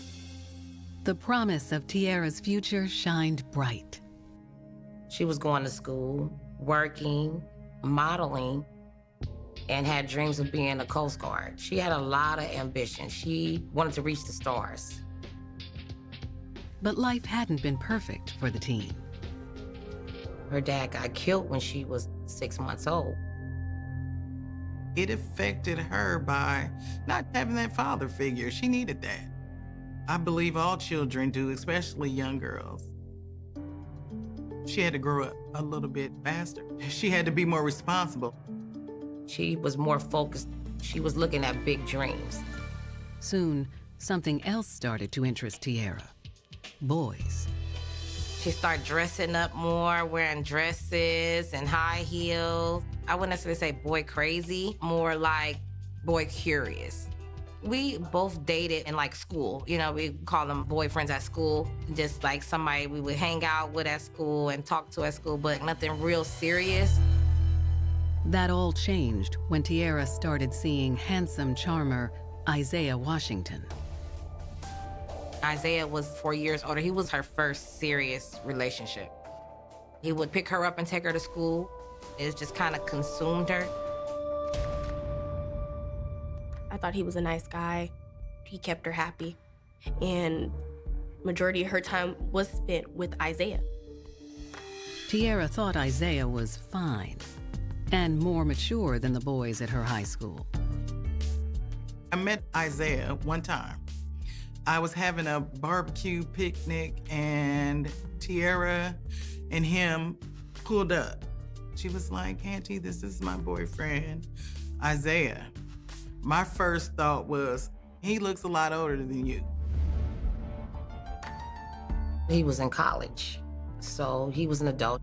I said, okay, good. She has a guy that's in college and, you know, they could possibly have a good future.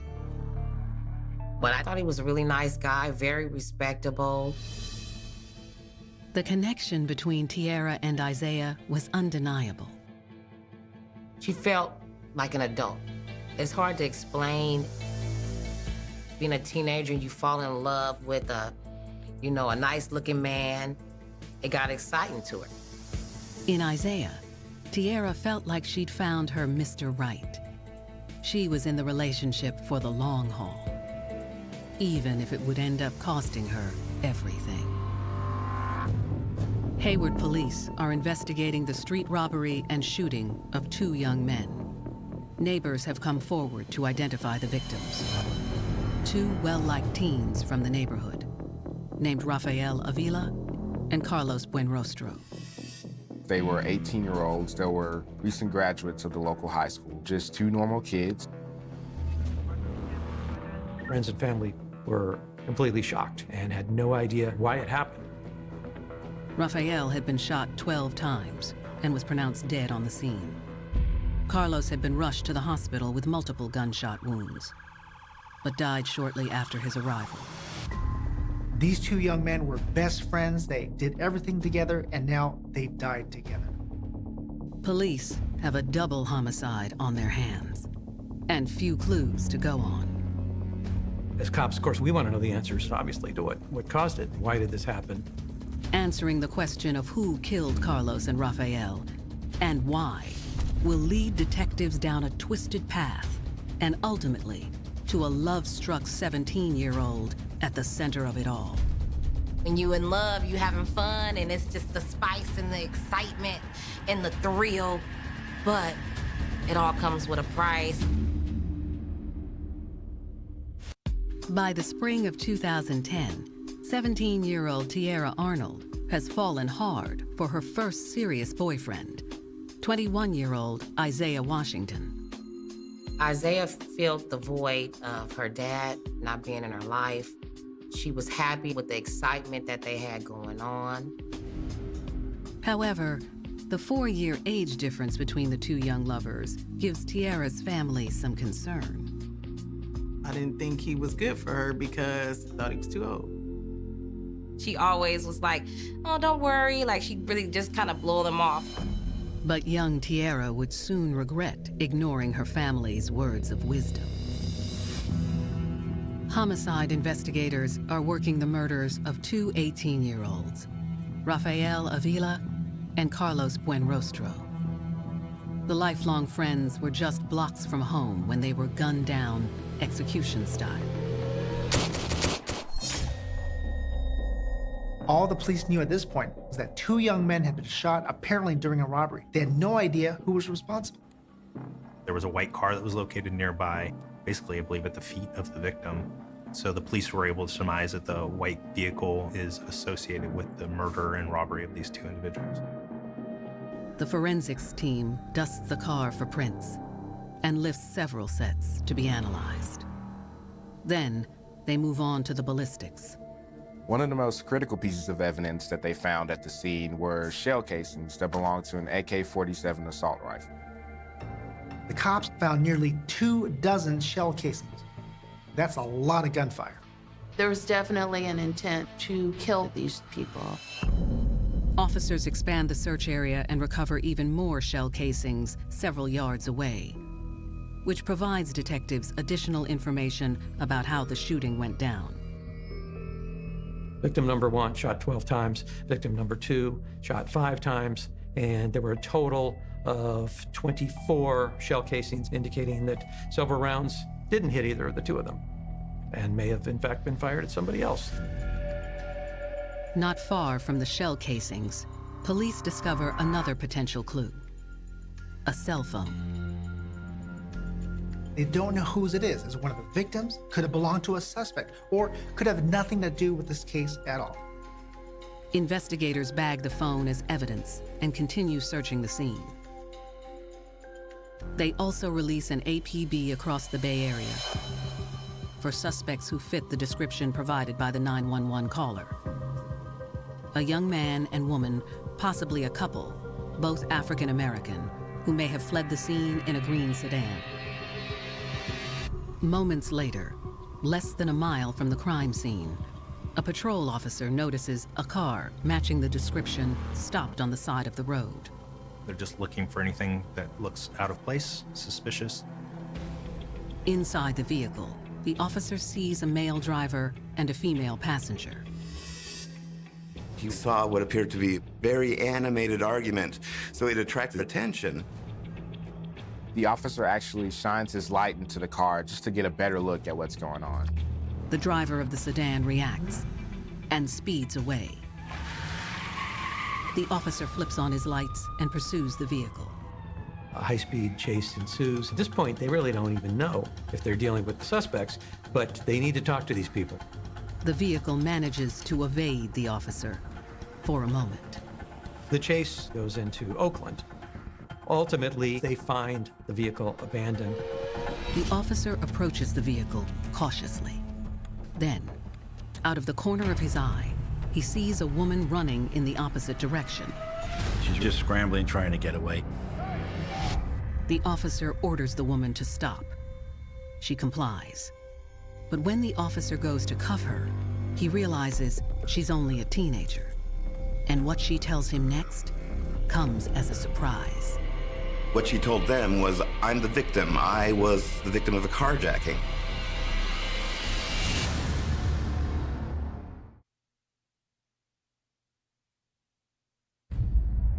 It's May 9th, 2010. In Hayward, California, police are investigating the robbery and execution-style murders of 18-year-olds Rafael Avila and Carlos Buenrostro. Thanks to an APB, they now have a potential suspect in custody. The female passenger of a green sedan that was just involved in a high-speed chase. As she's being cuffed, the young woman makes a startling claim. She puts out a story that she's the victim, in this case, that she's the victim of a carjacking and that she was running because she was afraid. The arresting officer isn't so sure. Her demeanor during this time was not the demeanor of someone who's been forcibly removed from their car at gunpoint, kidnapped, anything like that. She was calm, she was cool-headed, Police run the license plate of the green vehicle that they were chasing and find that it was registered to Tiara Arnold. Is the bright 17-year-old Tiara truly involved in this gruesome double homicide? If so, why? And where is the unidentified man who was driving Tiara's car during the chase with police? Thankfully, detectives don't have to wait long to answer that last question. Police resumed the search for the male half that was in the vehicle, and a few blocks away, locate a male hiding underneath a van. He's placed into custody, and he's identified as Isaiah Washington.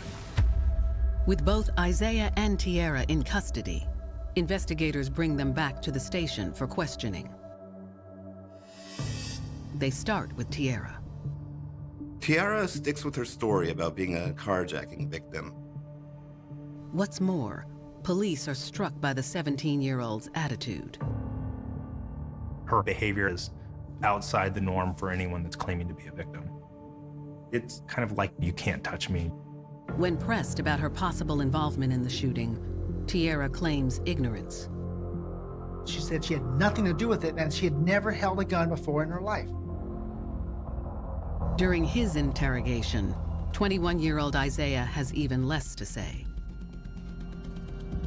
During the interrogation, he doesn't give any information at all. Fortunately for detectives, Washington is already in the system. Isaiah's record reveals he's recently been released on probation after serving time in an Alameda County jail for armed robbery. Details of that case shed additional light on the relationship between Isaiah and 17-year-old Tiara Arnold. Tiara and Isaiah were alleged to have committed a crime together prior. The incident report suggests that not long after Tiara and Isaiah got together, Isaiah hatched a plan to rob one of Tiara's former high school boyfriends. Part of it was to humiliate the ex-boyfriend. Isaiah wanted to show the ex-boyfriend that he's the new sheriff in town. He's the guy who now owns this woman, basically. Isaiah's scheme was designed to put Tiara's love for him to the test. I think this was kind of Isaiah's way of initiating Tiara into his influence, that it's a test of loyalty. In November 2008, Tiara arranged for a secret hookup with her former boyfriend. Tiara lured him to an undisclosed location under the guise that Tiara was going to have sex with this young man. Once they parked the car, Isaiah came out from hiding. He approached the window and pointed a gun at Tiara's ex. Isaiah allegedly stole the kid's cell phone, earrings. With Tiara's ex at gunpoint, Isaiah pumped him for details about his previous relationship with Tiara. Isaiah had asked him if she had had sex with him. He said yes, and she said no, and he told her to slap the mother. Tiara did precisely as Isaiah instructed. He wanted to see if she was going to do whatever he told her to do, no matter what. She wanted to prove her love to Isaiah, and no better way to prove her love to him, in her mind, than to slap her ex-boyfriend. Tiara's ex reported the incident to police, and Tiara and Isaiah were arrested. Since Tiara was a minor, her charges were handled in the juvenile court system. That wasn't the case for Isaiah. Isaiah was an adult, so he was treated in adult court. He went to jail for a year for the robbery. Tiara didn't want to leave him. She didn't want to leave their relationship, but the whole family knew that this guy is into something that's not right. Given that Tiara and Isaiah are back in custody, just a week after Isaiah's release, it seems the couple has picked up right where they left off. As day breaks the following morning, detectives reach out to Tiara's friends and family to gain additional insight into the couple's relationship. They say that just a few weeks after Tiara and Isaiah started dating, they could tell her Mr. Right was all wrong for her. He was controlling the things that she needed to do, how she dressed. He wanted her to stop going to school as well as modeling. He would call her all day, back to back. Where are you? Who you with? He would be like so angry. It just seemed like he was very controlling of her. It was a battle. I could do my best to explain to her that he's not no good for you, but how can I do that when she's heads over heels? She has the dream man that she thought was in her life. Tierra's family claims that when Isaiah got locked up on the armed robbery charges, they put even more pressure on Tierra to leave him. But Tierra was having none of it. When we would try to talk to her about it, she would kind of get offensive because my sister lost her father when she was very young. So I think somehow she really connected with Isaiah. After Isaiah's release, Tierra began spending more time away from home in order to be with him, and eventually stopped coming home altogether. I was barely seeing her at this time. It was like she was battling with her family and her man. It was like, I love my family, but I love my man too. She started fading away from the family, slowly but surely after that. The jail time, the family battles, the desire for someone to fill the void left by her father's untimely death. To detectives, it seems these outside forces simply drove Tierra deeper into Isaiah's arms. Perhaps the stakes to prove her love for him had escalated from armed robbery to murder. I don't know what it was, but them two that came together, it was just kind of like destruction.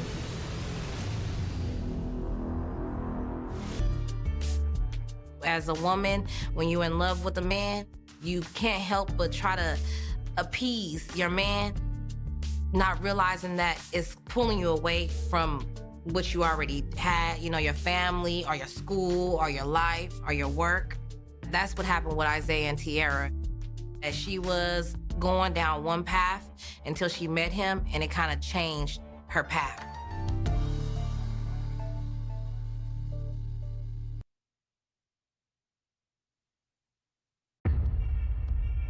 Police in Hayward, California, have just booked 21-year-old Isaiah Washington for evading police and violating probation. They suspect he may be responsible for the double homicide of 2 Bay Area teenagers. The cops get Mr. Washington in custody. He was in on a robbery previously, and he's not cooperative, and he's not giving the cops anything. Investigators also suspect Isaiah's 17-year-old girlfriend, Tierra Arnold, was involved in the slayings. Cops collect DNA and fingerprint samples from both Tierra and Isaiah. Detectives send the samples to the lab for comparison with those collected from both the crime scene and Tierra's green sedan. It's going to take a little time to analyze all the forensic evidence and the physical evidence. But until detectives get further evidence connecting the duo to the crimes, Tierra is free to go. There was no real evidence linking her to the homicide, so she was released. After Isaiah was arrested and interrogated, he was taken to the county jail. Because he's on probation, they're able to hold him. Even though Tierra is no longer in custody, police still believe she holds the key to solving the case. In a case like this, sometimes letting the suspect go when you know that they have close ties allows you to gather stronger evidence to be able to present a case to the DA. For now, investigators turn their attention to the cell phone they found near the crime scene. It was actually found just laying in the middle of the street, and it could be a critical piece of evidence. They trace it to a 16-year-old high school student named Jocelyn Moore. They do more digging on Jocelyn. They've learned that she attends high school in Hayward. Police find Jocelyn at her parents' house and question her about the murders of Carlos Buenrostro and Rafael Avila. From the get-go, it seems Jocelyn is holding something back. She doesn't want to cooperate. She doesn't want to be called a snitch. Detectives explain to Jocelyn that if she is the only eyewitness to the crime, Isaiah and Tierra may soon be gunning for her as well. The cops tell her that, you know what, we're worried about you. You might be hit next. She has to start linking the dots that, it's related to her cell phone being found at the scene, and that next time she may not be as lucky. The police were telling her that her life was in danger from Isaiah and Tiara, and that she really needed to pull it together to testify. Finally, Jocelyn agrees to come clean. Jocelyn tells police that she knows Tiara. Jocelyn reveals that she and Tiara first became friends at school, but that over the last few months, the two had grown extremely close. Jocelyn is much more than Tiara's friend. Tiara and Jocelyn were involved in a romantic relationship, specifically while Isaiah was in prison. Jocelyn tells police that the physical aspect of their relationship ended once Isaiah was released from jail, but that she and Tiara remained friends. Jocelyn goes on to explain that on the evening of May 8th, 2010, Tiara invited her to a party. Tiara invited Jocelyn to come with her for a barbecue to celebrate Isaiah getting out of jail. Jocelyn happily accepted. But later that evening, Jocelyn realized there was not going to be any barbecue and that the couple had other plans. According to Jocelyn, those plans ended with the murders of Carlos Buenrostro and Rafael Avila. Jocelyn's testimony was probably among the most powerful pieces of evidence they had. With Jocelyn's statement in tow, detectives search for additional evidence against their suspects. Meanwhile, Tiara and Isaiah's bond appears to only be growing stronger. He would call home from jail. They would communicate. They were clearly still in love. In the jail phone calls, everything was, "I love you, baby. Don't worry, we got this." And it's Tiara's unwavering loyalty to Isaiah that leads detectives to the smoking gun and could ultimately clinch the case against both of them. She didn't know where the evidence was, but the cops were smarter than she was.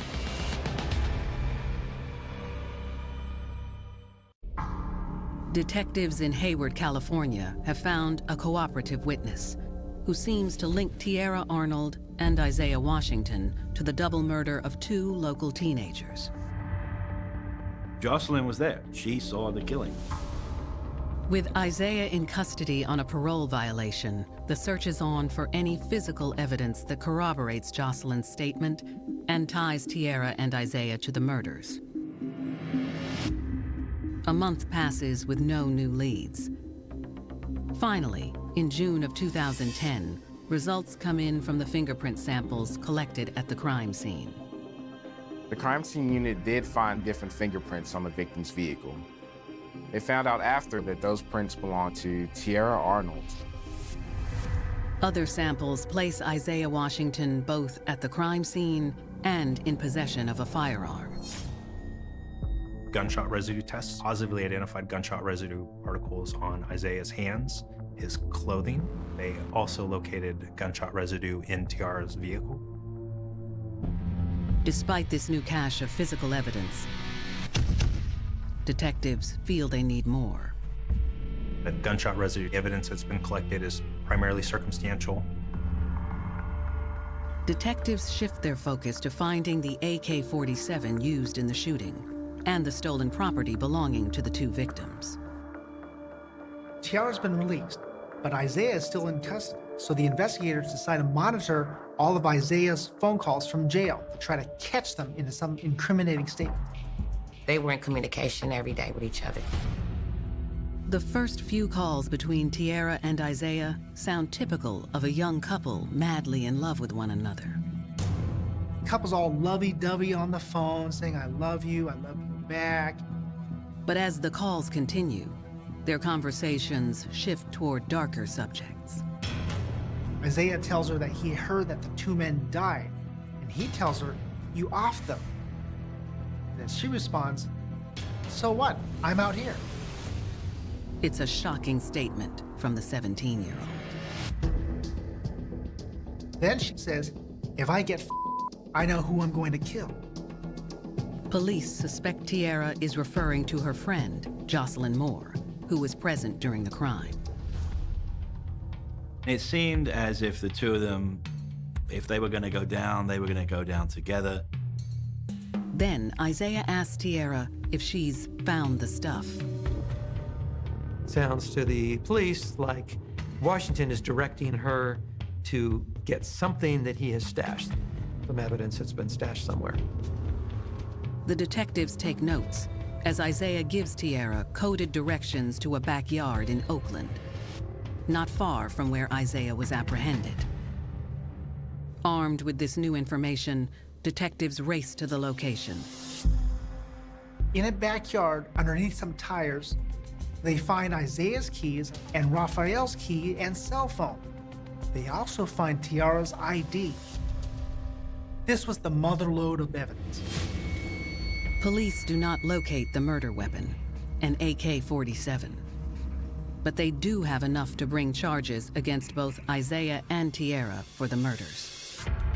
On July 29, 2010, more than 2 months after the killings, police obtain an arrest warrant for Tierra Arnold. They intercept her at a local job placement organization, where she is arriving for an interview. Tierra is taken into custody without incident. We got that phone call that they arrested her again and they were keeping her. That's when I finally found out that Tierra was involved in something. I was shocked. I could not believe it. For me to hear that my sister, I thought it was ridiculous, unbelievable. We cried for like days because it was so disheartening. I dealt with a lot of emotions. The emotions of what is going on? What did Isaiah do to my daughter? I mean, how could you love somebody and turn around and put a person in this situation? Tierra and Isaiah are charged with murder and armed robbery. As prosecutors prepare for trial, they plan to add another crime to the list of charges: the attempted murder of Tierra's high school friend, Jocelyn Moore. The romantic relationship that had been going on when he was in prison was reason enough for Washington to actually want to kill Jocelyn. And Jocelyn's testimony in court will finally shed light on what went down that fateful night. Jocelyn's outside the car, hears all these shots being fired. Then she says that she heard Isaiah say, "Shoot that bitch," referring to her.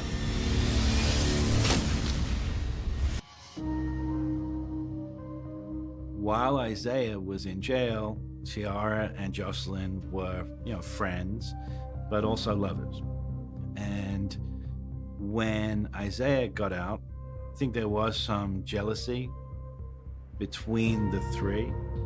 Isaiah was jealous of Jocelyn because during the time that he was away, Tierra had gone with her. For a narcissistic person, it's like stepping on his property, right? It's taking a little piece of what's his. And Isaiah started to become angry about it. In March 2015, Tierra Arnold and Isaiah Washington stand trial for the murders of 18-year-old recent high school graduates Rafael Avila and Carlos Buenrostro. Best friends, grew up together, went to high school together, and on their parents' wishes, they were actually buried together. Tierra's family is still reeling from the realization that she may have been involved in a gruesome crime, and, if convicted, is looking at some serious prison time. I was angry and I was upset. I couldn't feel anything at that time. I was numb. I was worried about her. I didn't know what was going on. Tierra and Isaiah are tried together, but are represented by different attorneys. Neither defendant testifies on their own behalf. But Jocelyn Moore, the prosecution's key witness, does take the stand. She tells the jury what really happened in the hours leading up to the murders. When Isaiah was released from jail, Tiara had planned a welcome home party for him.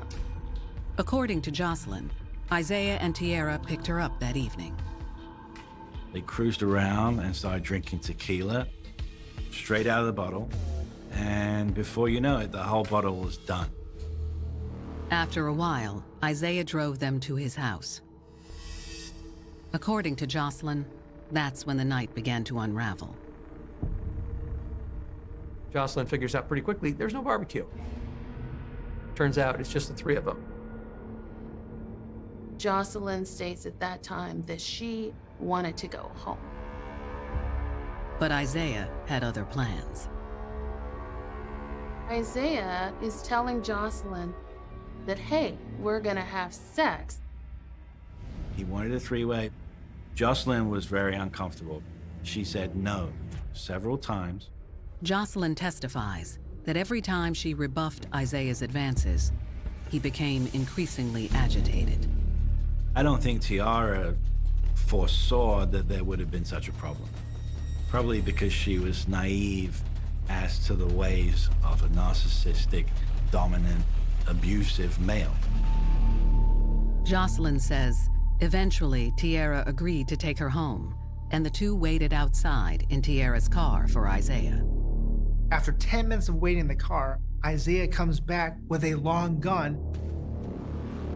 He tells Jocelyn, "We're taking you home, but we're dropping you off dead." Tiara is telling Isaiah, take her home. Tiara was really wanting to just diffuse the situation, but Isaiah was escalating. Jocelyn is definitely fearing for her life at this point. Jocelyn states that not long after they started to drive, Isaiah pulled over and ordered everyone out of the car. Now, it was assumed that Isaiah was going to kill Jocelyn because Jocelyn refused to have a three-way with him and Tiara. At that moment, Isaiah spotted two teenagers, later identified as Carlos Buenrostro and Rafael Avila, walking toward their car. Isaiah sees an opportunity to rob. So he takes his gun and he orders the two gentlemen to get on the ground.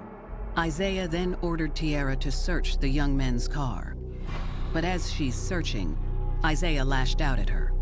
Isaiah gets upset that Tiara's touching the car and leaving her fingerprints all over. Then, what started as a robbery seemed to escalate into a shouting match between Isaiah and Tiara. She gets really angry at him. She goes over screaming at him, "Don't point the gun at me." We've got a very high-stress situation. We've got a loaded, ready-to-go AK-47.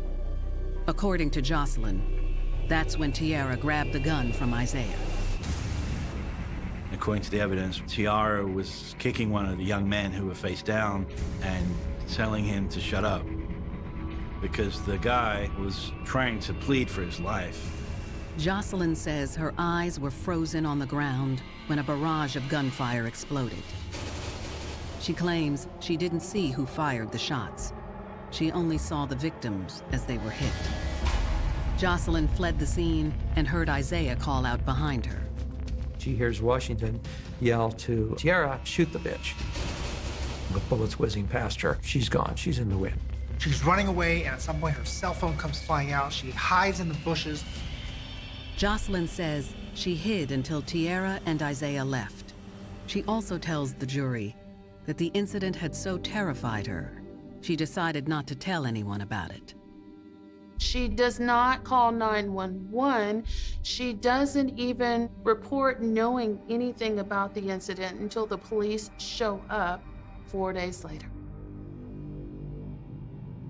Evidence presented during the trial corroborates Jocelyn's testimony, including Carlos Buenrostro's dying declaration. They played the recording of his voice with him saying, "They shot me and they took my money." And this really just showed the jury just how brutal these murders were. Isaiah's attorneys argue that while their client initiated the robbery, it was Tiara who fired the kill shots. Isaiah's attorney argued that Tiara went crazy at the scene. She was the sole person who decided to pull the trigger that night, and that Isaiah had never meant to harm anyone at all. But Tierra's attorneys tell the court that Isaiah was the real mastermind behind the crime. Tierra's attorneys argued that Isaiah brought the gun to the robberies, and if he wouldn't have did that, then there wouldn't have been any murders at all. Prosecutors contend it doesn't matter who ultimately pulled the trigger, because both Tierra and Isaiah are responsible. They went out to commit this robbery. What happened at that robbery, why the trigger was pulled, it doesn't matter. They were both in on it. Within hours, the jury convicts both Isaiah and Tierra of 2 counts of first-degree murder. The couple is also found guilty of the attempted murder of Jocelyn Moore. The real tragedy here is, of course, the victims. This senseless robbery escalated into homicide and took their lives at such a young age. 2 victims are gone. I feel bad. I feel bad for the families that lost their family. I feel bad for my daughter that she's lost now in the system. It's crazy because why would you be in a relationship and you say you love somebody and then here you guys commit crimes? Isaiah Washington is sentenced to life in prison without the possibility of parole. Tierra Arnold is sentenced to 95 years to life. She is eligible for parole in 2036, but is currently appealing her conviction. I've always told her, you have to pay for what you've done. But he was controlling her mind, and I'm angry at Isaiah for just putting her in this position. She did it for her man, and she did it out of love. Whatever she was doing, she thought she was doing the best for her relationship. People who are in similar situations, they can become very codependent, and so that they base their value and their worth on making their partner happy. What that means is one person has complete and total control. True love turns passion into devotion. I want you. I need you. You're mine. But if you're not careful, that passion can morph into desperation, violence, control. And suddenly, your Mr. Right is Mr. Wrong. Dead wrong. In Tennessee, prison nurse Jennifer Hyatt finally finds true love in a man behind bars. Their eyes met, and she said, I'm in love. George had a very long and violent criminal history, but there was something exciting in him, and Jennifer fell under his spell. Good morning, my baby doll. Good morning, baby. And when the system tries to keep them apart, she is willing to break all the rules to be with her man. George yells, shoot, shoot, and Jennifer begins firing. Anything for them to be together, she was gonna do. Maybe kill for him. Go! And later, after a difficult childhood on the streets of Chicago, Latasha Pulliam meets a man who fulfills her dark desires. It was an unfortunate union. It appeared that Latasha and Dwight were using each other for benefits. It was a case of torture and murder. She was willing to go the extra mile for him and do whatever she needed to do, even kill. From an early age, West Jordan, Utah native Jennifer Forsyth dreamed about falling in love and having the perfect relationship until she saw her own parents' union crumble.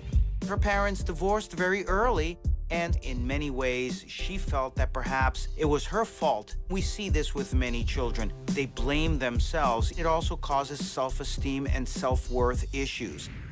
Those feelings continue into her teen years as she goes from one dead-end relationship to another, consistently mending a broken heart. Jennifer was drawn to men who would exert control. There were patterns of abuse, both physical abuse, sexual abuse, mixed in with bouts of substance abuse and alcohol abuse. Every relationship she had was set up for failure. As she hits her 20s, she finds comfort working as a nurse's aide at a local hospital. But the joy she feels from helping others isn't enough to fill the hole in her heart.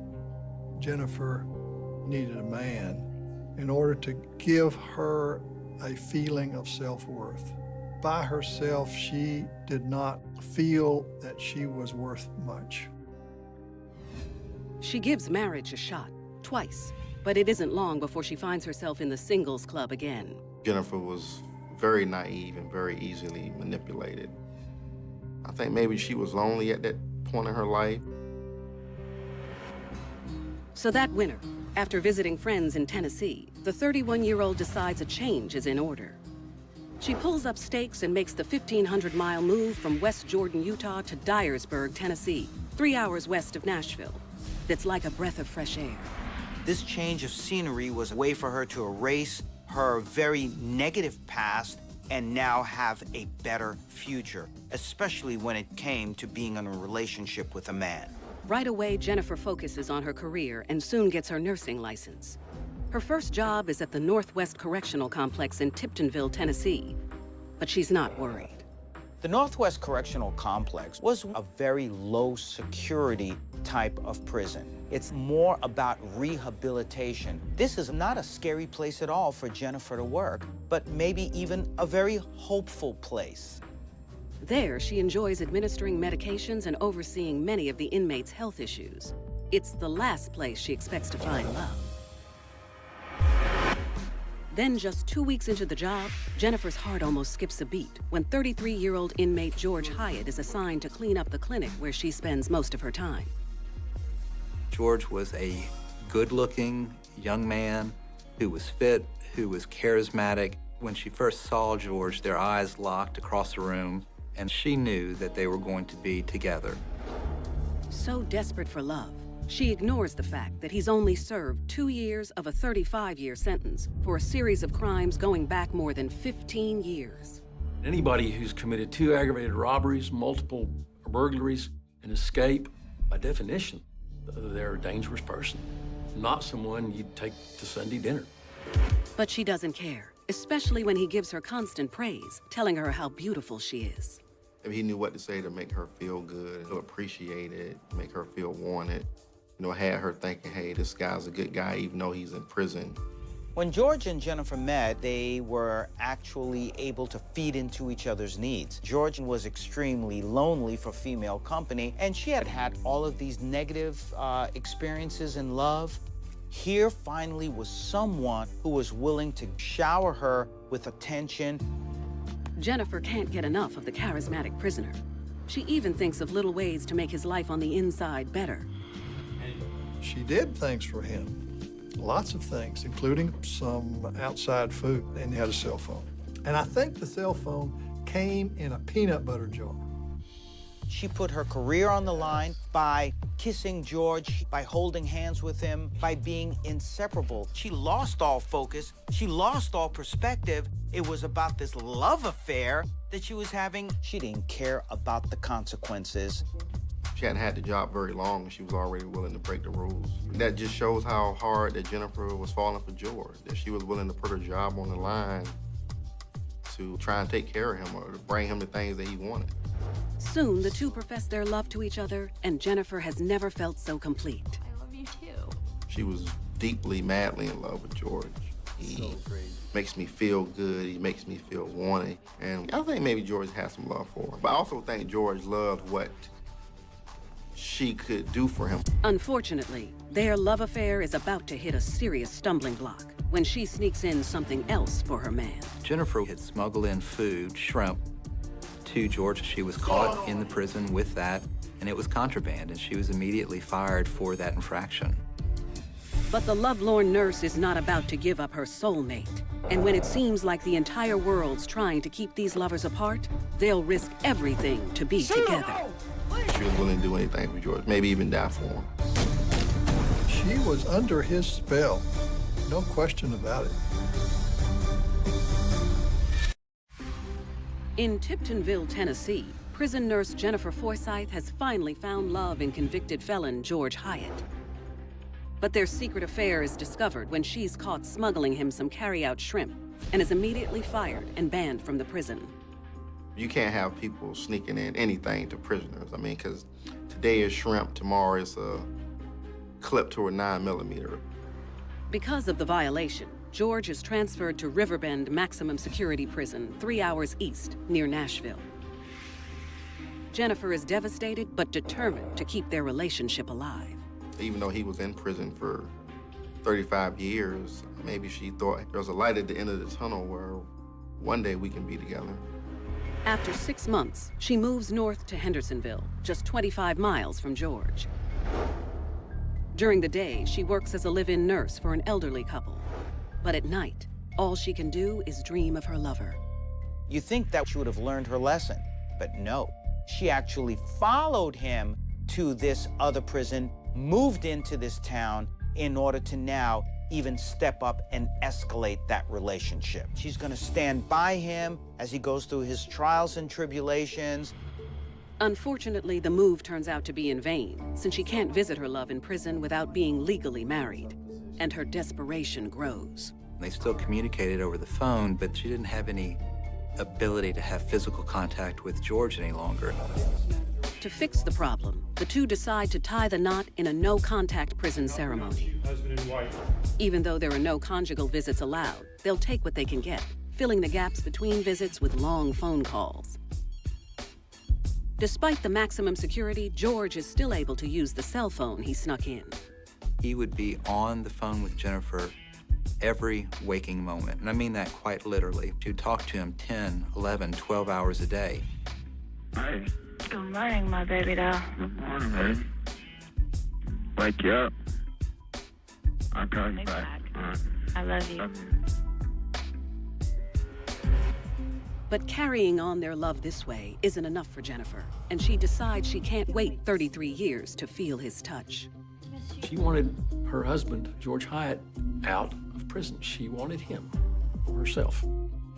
And with that, she knows there's only one way for the two to be together. She will help her man escape.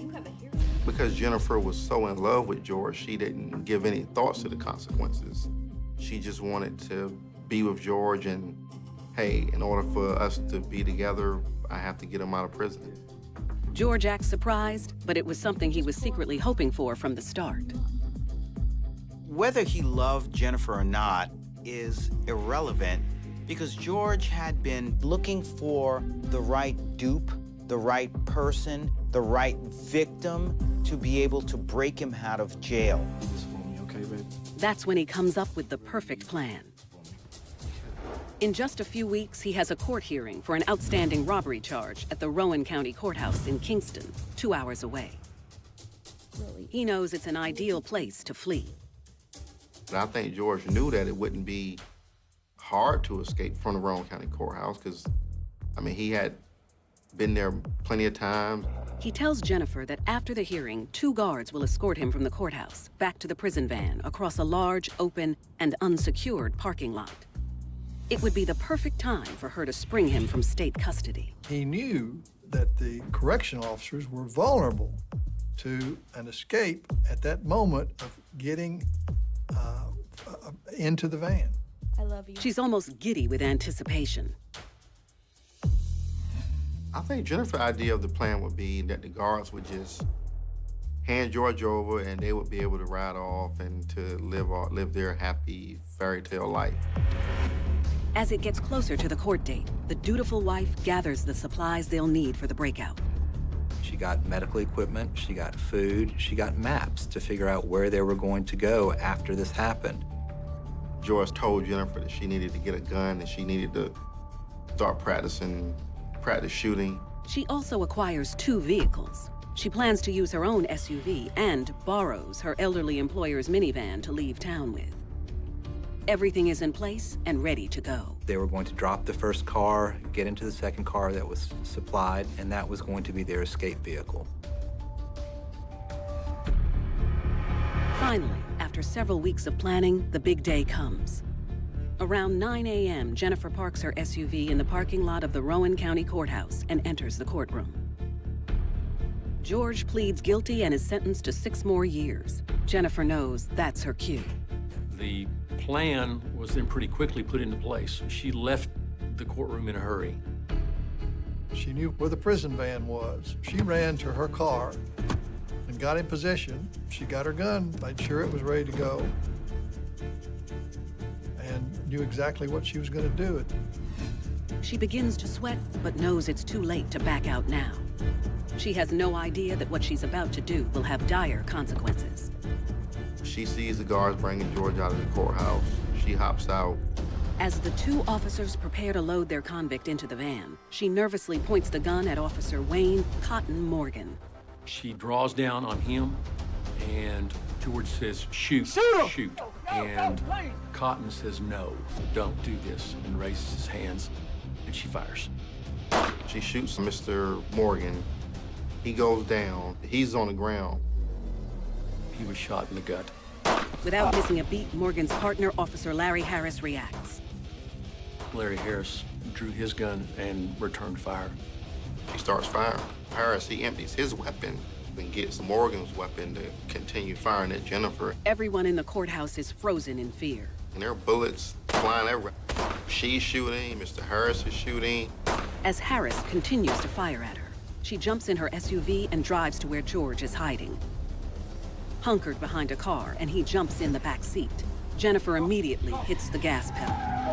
They took off down out of the parking lot, bullets flying by, and made a getaway. I mean, they made a getaway. With her adrenaline pumping hard, she only just notices that she's been shot. Jennifer is bleeding. There was blood all over the vehicle.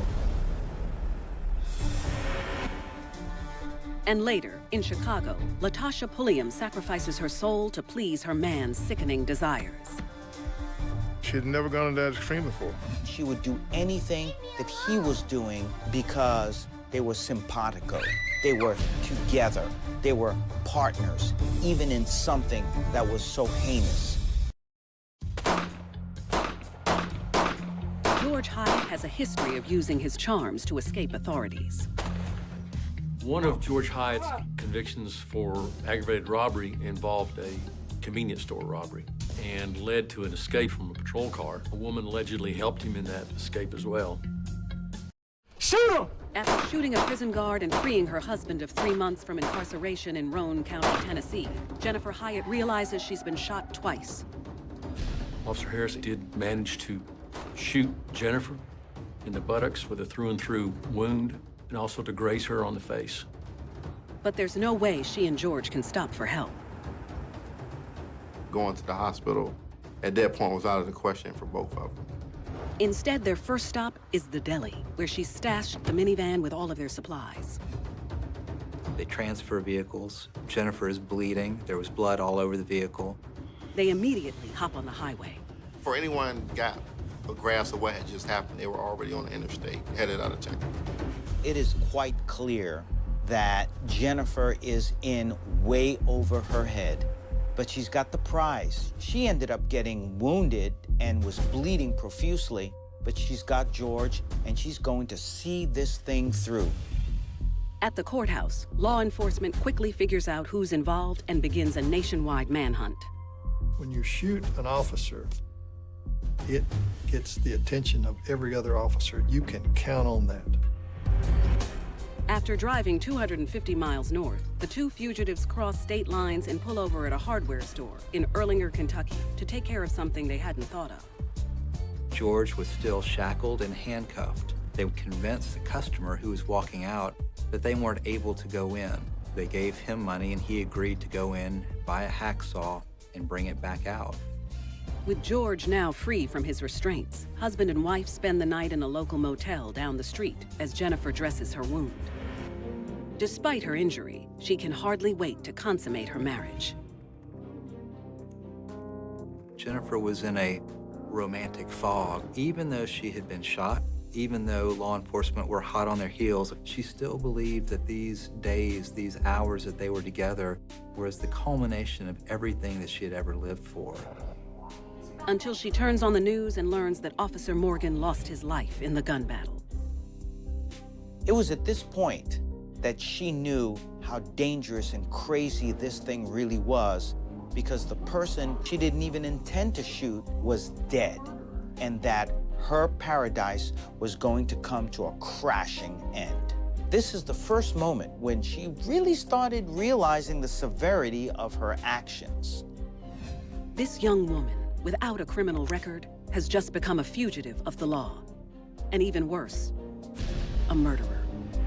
The next morning, with police closing in, the couple throws the gun and George's prison jumpsuit in the hotel dumpster and ditches their minivan. They decide on a different mode of transportation.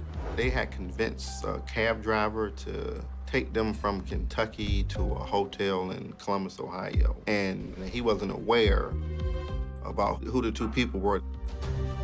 Now, 10 hours north of the courthouse, the couple settles in for the night. But their happiness will be short-lived. The cab driver drives away thinking, are these the two people that I've been hearing about on the news? It clicks in his head, and then he contacts the authorities.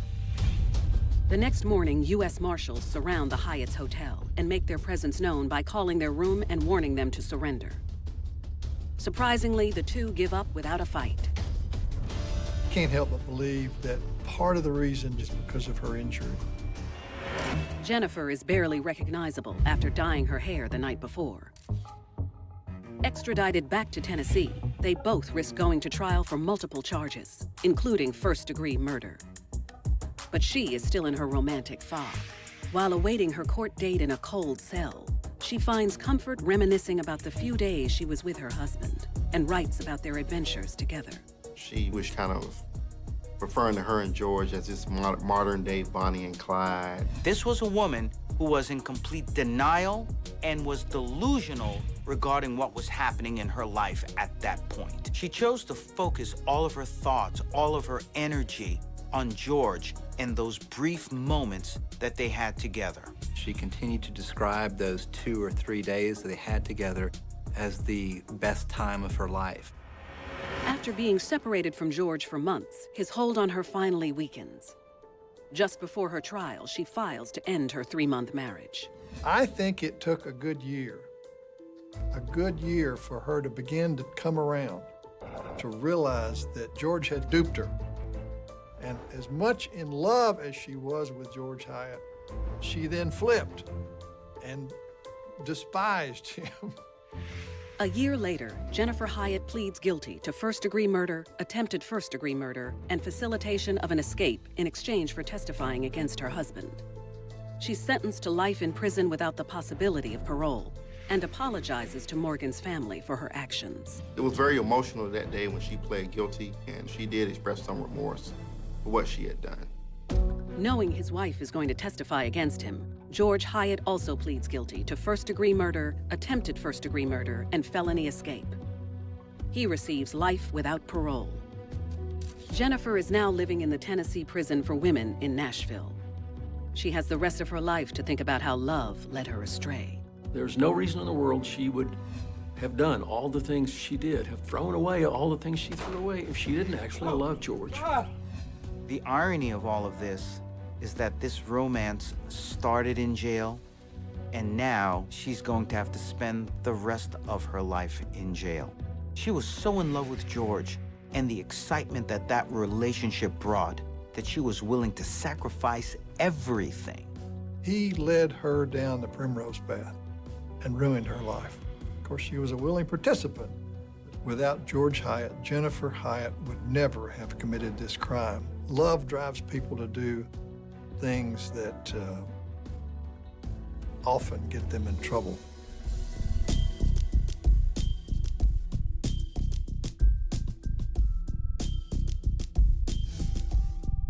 Jennifer Hyatt regrets going against her true nature to be with her love and is paying the price.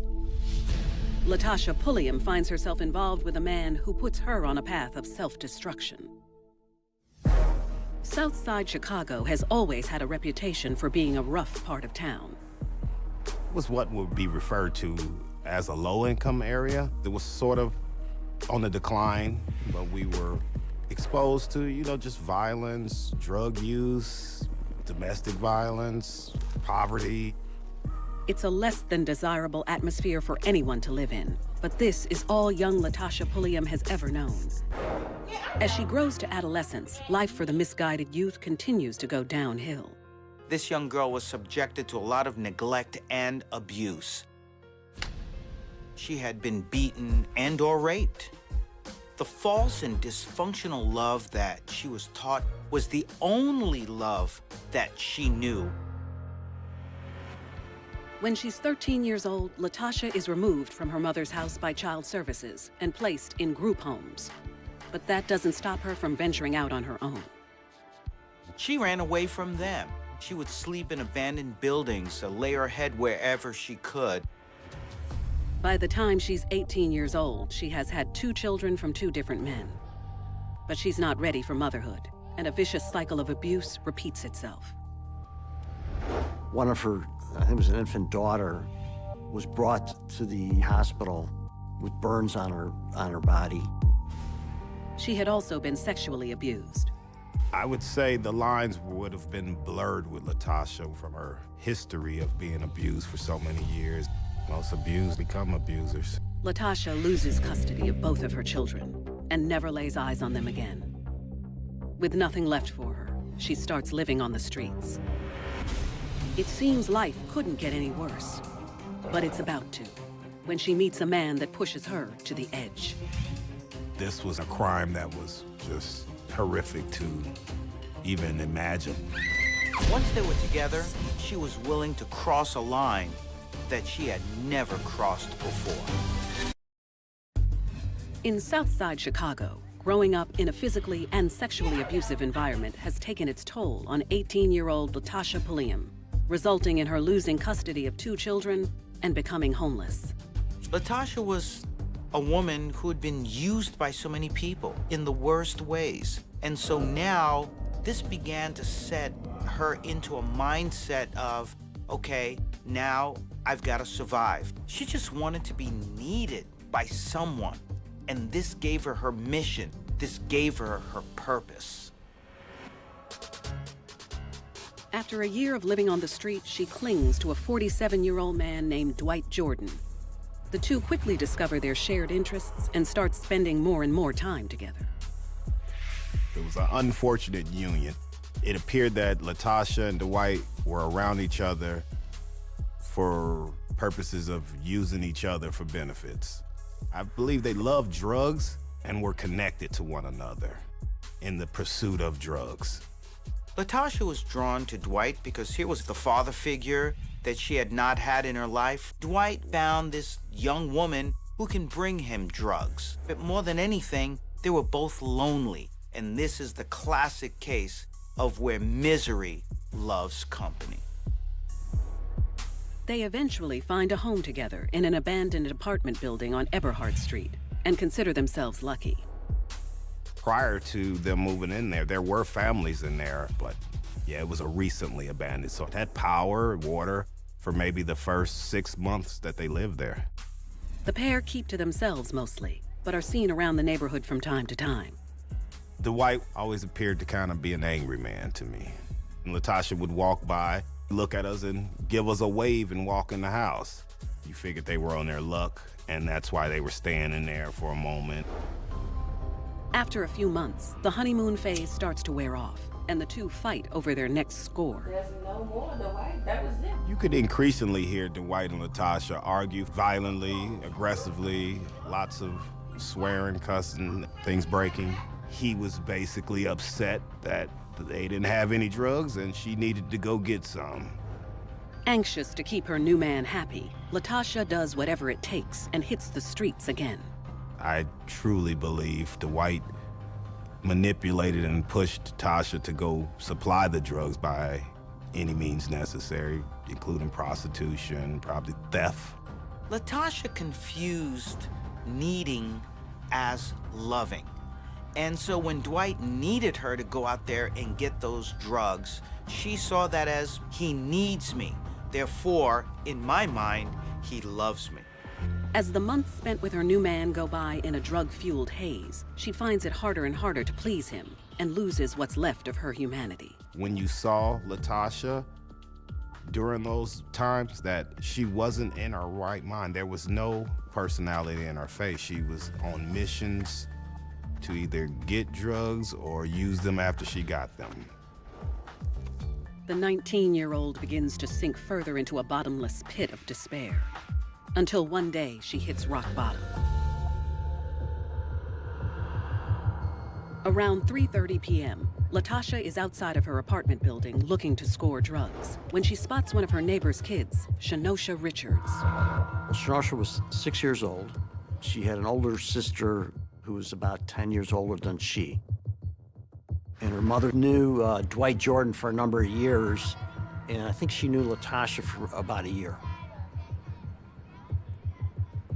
That's when she spots an opportunity that might make her man happy.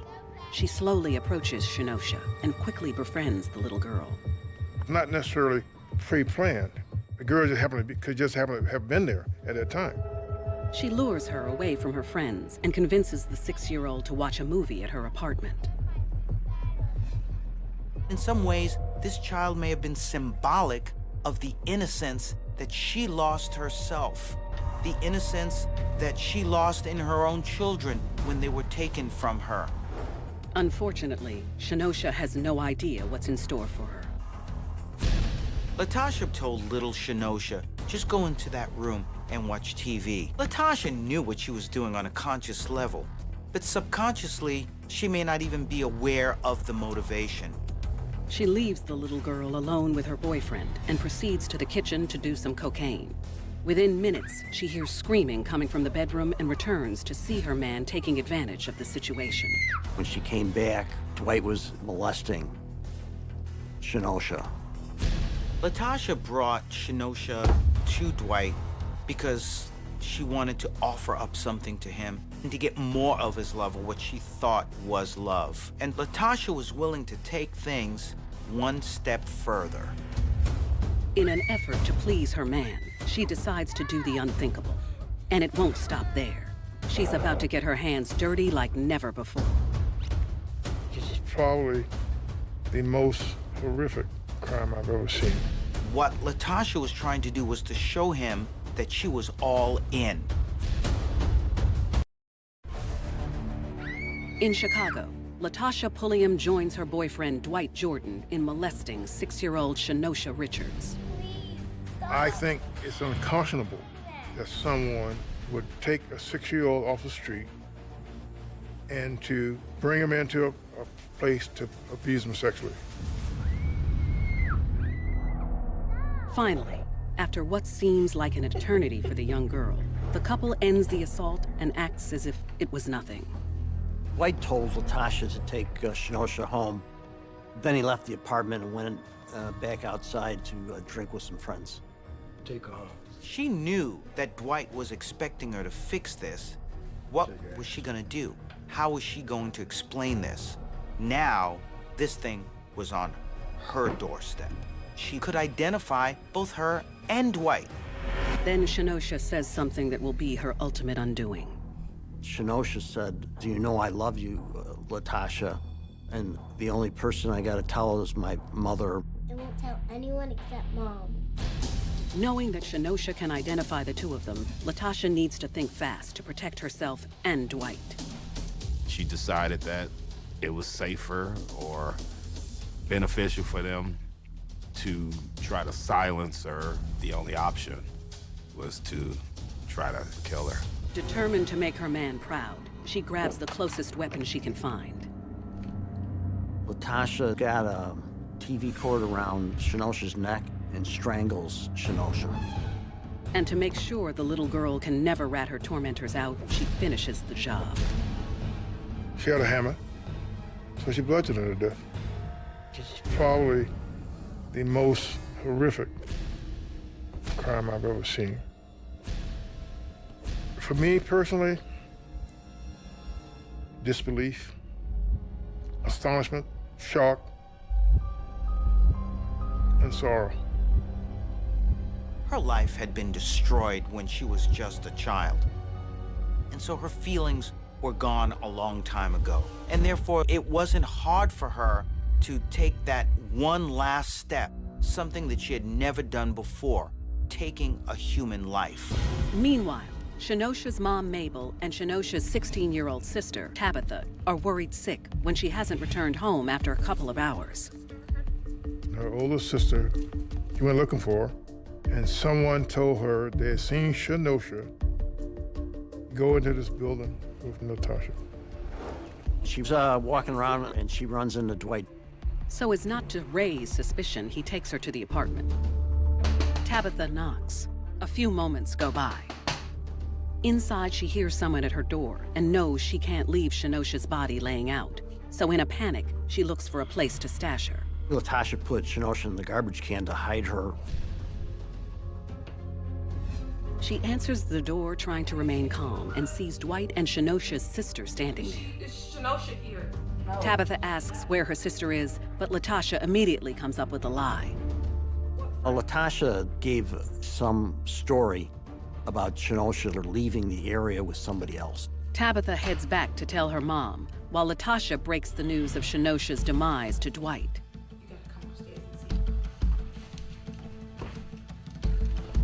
The two worry that they might get caught and scramble to get rid of any evidence, like Shenosha's clothes and shoes. I think Latasha panicked, and she did not know what to do. Unaware of what's going on, some neighbors happen to be talking outside of her apartment when they see her open her upstairs bedroom window. Latasha looked out at us and then dropped a small pair of black shoes. I said, what's she doing with some little shoes? And I guess being too young, we were unable to know that there was something wrong right then. It was just the crazy people that live in that building. Meanwhile, Tabitha finds her mother down the street and tells her what happened. The two immediately head back to the couple's apartment to confront the shady pair. They were very suspicious of the fact that something had happened there and that the girl was probably still there. In all the commotion, the entire neighborhood becomes aware of the missing girl, and a neighbor calls the police. At the couple's rundown apartment, mother and daughter frantically bang on Latasha's door. Her mother eventually forces her way into the apartment and starts looking for Shenosha. At that point, Latasha decided to take off. Dwight sticks around but refuses to say anything. Where is she? That's when Mabel notices something unsettling on the back porch. She sees what she thinks is a doll's arm coming out of a garbage can. So she goes over to the garbage can, opens it up. There was a scream. It was a hurting scream. It was, you'll never forget it. This isn't the first time that Latasha has brought another female home to please a man. Latasha had a pattern of luring innocent victims to her men, to feed her men, if you will, in order to keep them. This gave her her purpose. Mabel Brockman experiences her worst nightmare in Chicago when she opens up the garbage can of her neighbor Latasha Pulliam and her boyfriend Dwight Jordan. She's the one who sees an arm sticking out of a garbage can and looks in the garbage can and finds her daughter, and she's not breathing. She was bleeding from her head and her other parts of her body where she'd been sexually assaulted. She carries little Shenosha downstairs into the alley for help. We began to hear just a deafening scream coming from in the alley. You can tell that scream, there was something wrong. It was a hurting scream. It was, you'll never forget it. Dwight and Shenosha's sister Tabitha join Mabel, and a crowd immediately starts to gather outside to see what's happening. They are stunned by what they see.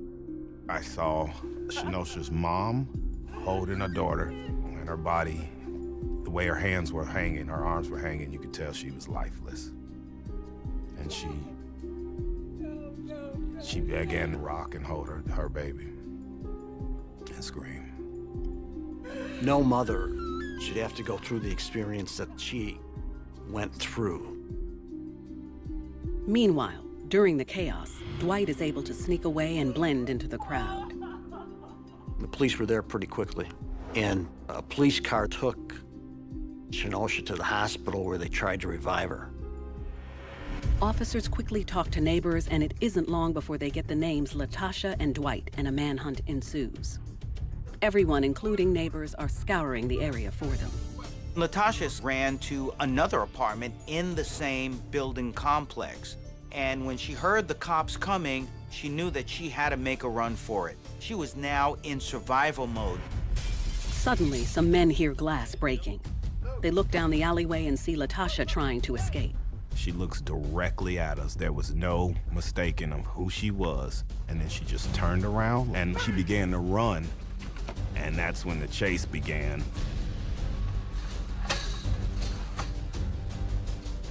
They chase after her on foot for a block until they finally corner her in a basement entryway. She doesn't put up a fight as she's immediately arrested. Meanwhile, Dwight's hiding spot is exposed when a neighbor points him out to an officer.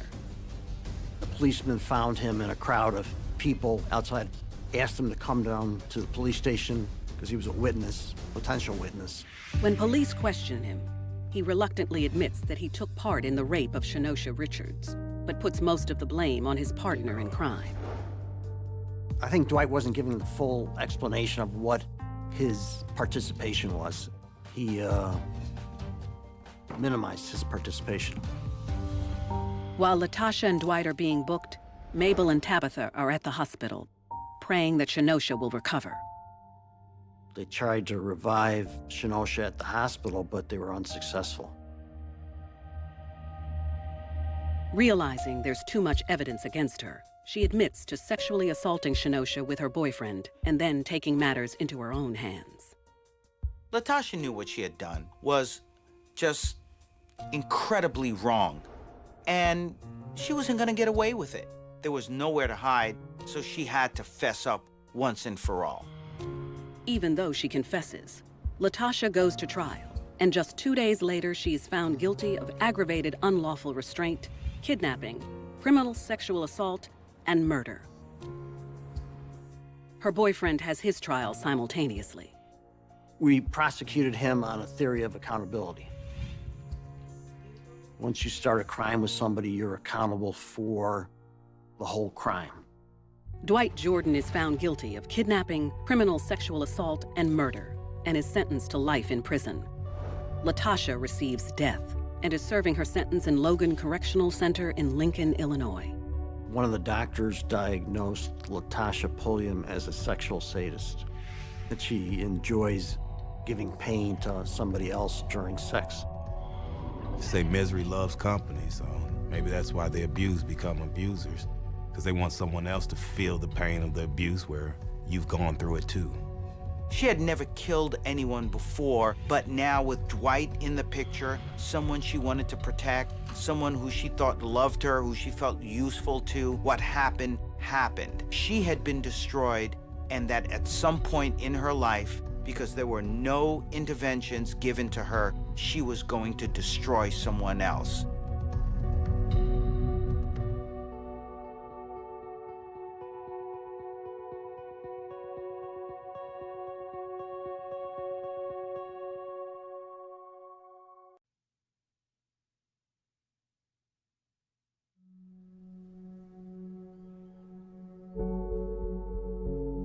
Devotion. The willingness to do whatever it takes for the one you love. The commitment to step up to the plate for them, no matter what. But when does devotion get in the way of making the right choices? What happens when you love someone so much, you are so devoted to them, that you risk it all and lose yourself in the process?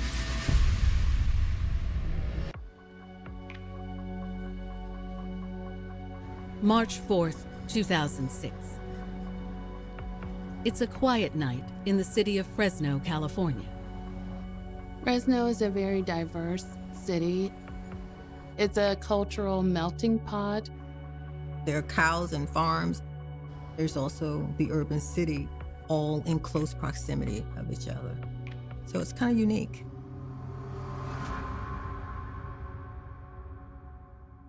On the city's northeast side, police are surveilling a home they believe is the hub of a grand theft auto enterprise.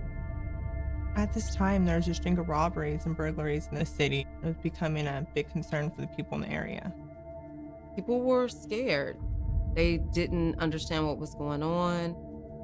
Police believe the culprit to be a male in his mid-20s, who 2 weeks earlier, in the midst of this crime spree, had been caught on surveillance video stealing rims worth upwards of $5,000. The surveillance cameras was a huge break in this case, and it connected the dots for the string of robberies that had been taking place. After the rims were stolen, they were posted for sale online. Posing as potential buyers, the police initiated a sting that brought them to this quiet Fresno home, in the hopes of bringing down the entire operation. They go to the home of the person who's selling the rims, fully expecting to see the male who had stolen them on the video surveillance. They knock on the door and they're shocked. The detectives were surprised to see a woman open the door. She looks very naive, innocent. Who is this unassuming young woman? Could she really be the mastermind behind this ring of larceny?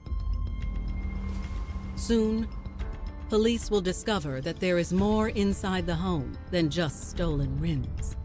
For this man, she had put herself into some deep water.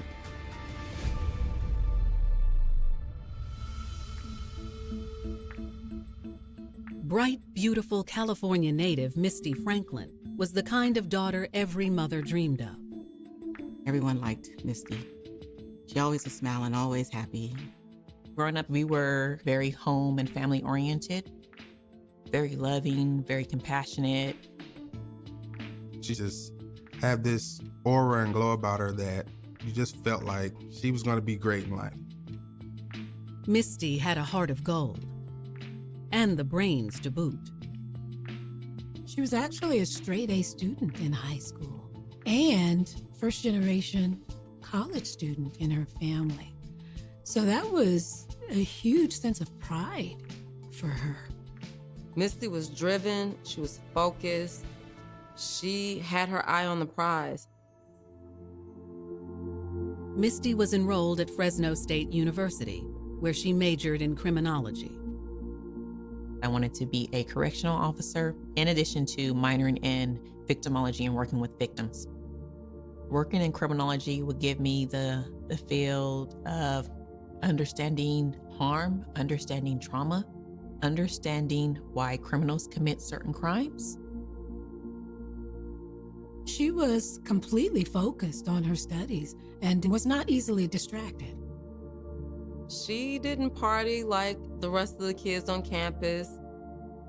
I was a college student with heavy studies, working a night job. So I knew work, I knew study, and I knew home. But in the spring of 2003, Misty's friends convinced her to take a night off from studying and join them for drinks. We all got dressed, we got glammed up. The atmosphere was lit. I loved it. At the end of the evening, Misty met someone that would change her life forever. See a gentleman looking at me. We make eye contact, kind of speaking the same, language without using verbal phrases. The handsome stranger was 24-year-old Thomas Williams. Thomas was handsome, nice build, dress. Oh, to the T. He looked immaculate. He just smiled, and I smiled too. And then after that, we just had conversation. The electricity is palpable. They are feeling each other. They hit it off immediately. Thomas was a smooth talker, had a deep voice, and when he spoke, it's just like I melted, like the cookie crumbled. We had a phenomenal time, and it was just like I was in another world. after that, Thomas and I would start dating. This is my first boyfriend. You know, I was super excited. After 3 months together, the happy couple moved into a place of their own. Thomas worked as a security guard, and although he didn't make a lot of money, he really doted on Misty and made her feel like a queen. Dropped me off at school, dropped me off at work, picking me up. He was a sweetheart. He was a provider. They spent a lot of time together. He wooed her. He showered her with flowers, with gifts.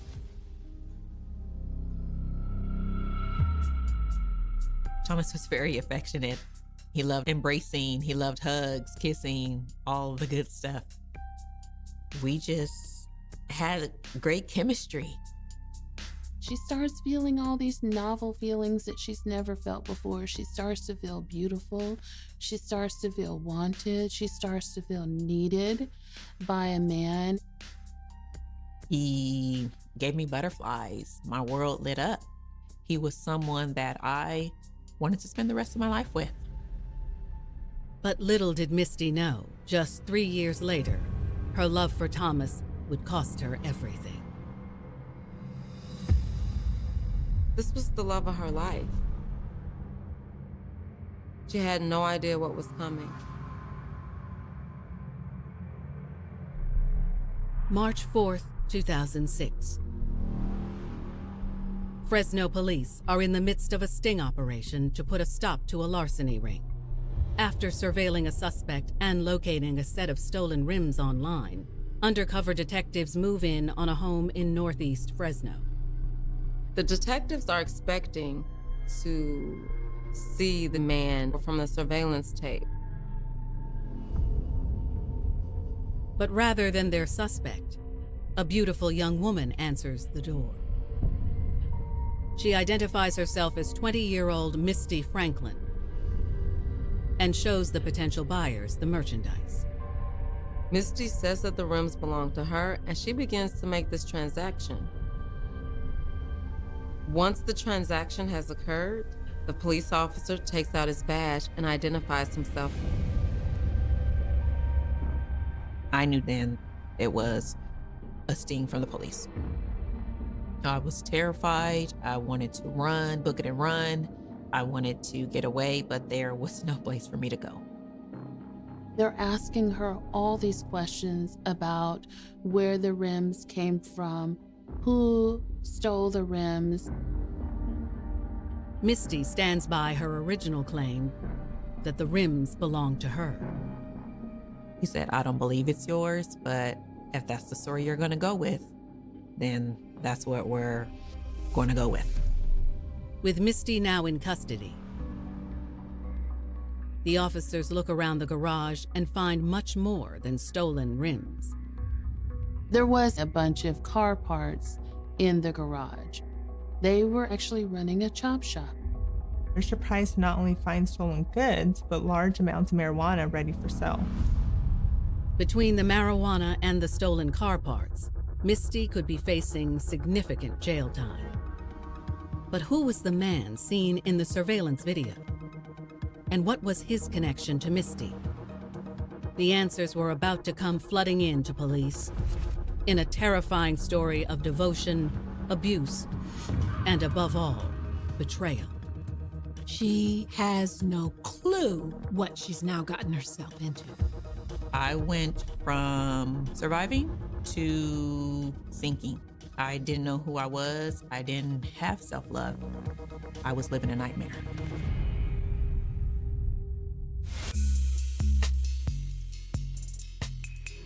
Fresno State College student Misty Franklin seemed to have it all: a supportive family, a promising career path, and a boyfriend, Thomas Williams, who had recently swept her off her feet.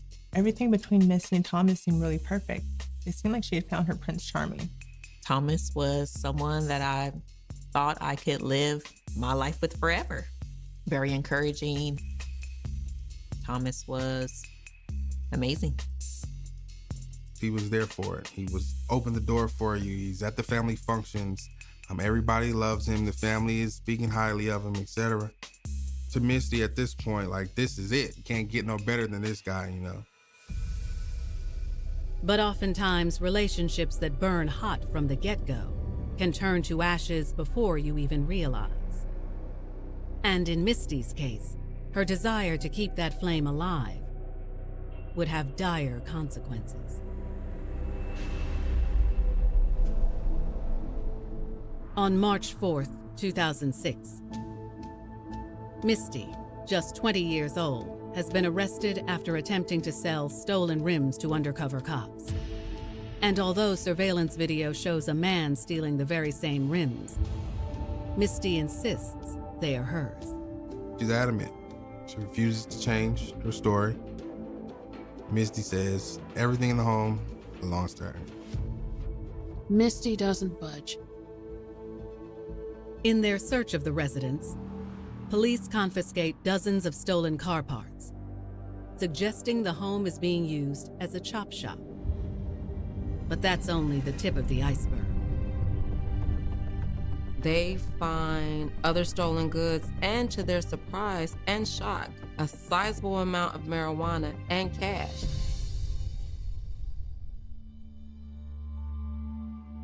As Misty is taken downtown, word gets around about her arrest.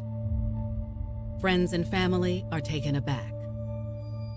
I got a call and they told me that Misty was being arrested and she was going to jail. I was hurt. I was in disbelief. I was absolutely shocked, stunned to find this out. The string of robberies throughout the city really was like the highlight of the news on a weekly basis. I mean, in no way, shape, form, or fashion did Misty even cross my mind, because that's not who she was. She would never be involved in anything like that. I thought, what have I got myself into? What was I doing? You know, I got myself into a lot of trouble.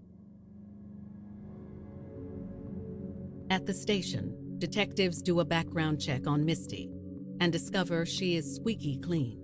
She had never been in trouble with police or anything like that. She doesn't have a criminal background, so they are really confused as to how she got mixed up in all of this.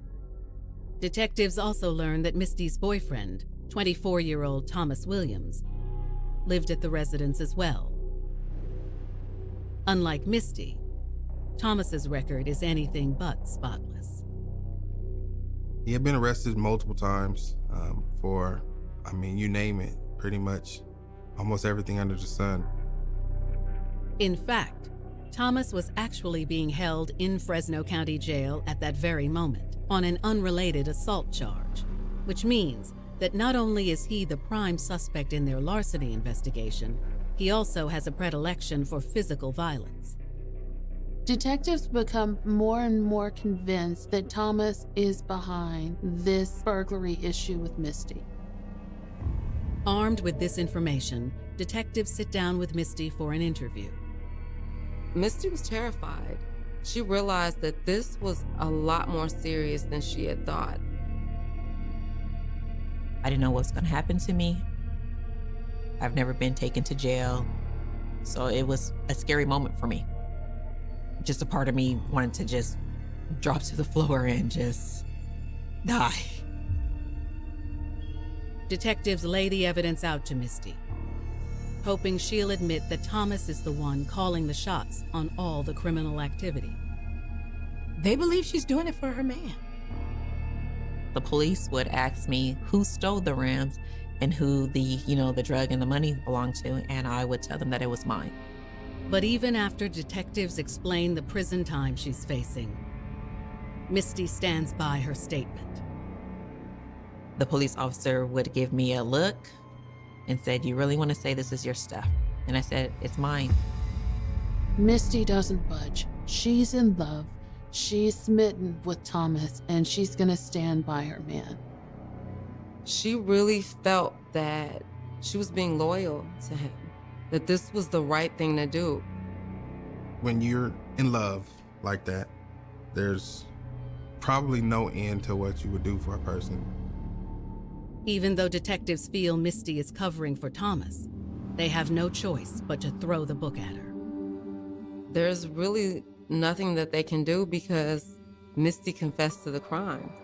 I was charged with possessing the sales of marijuana and transporting, and also grand theft.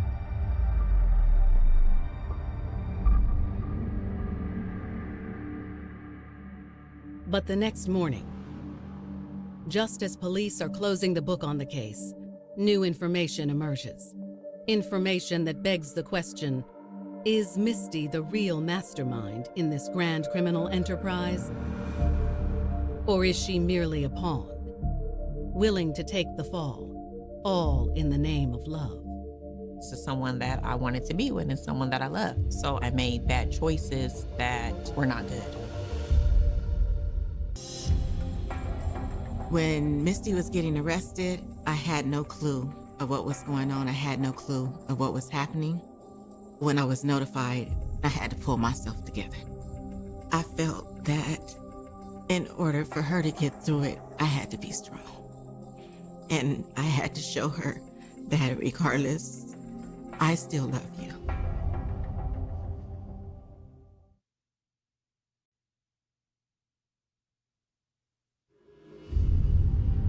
March 2006.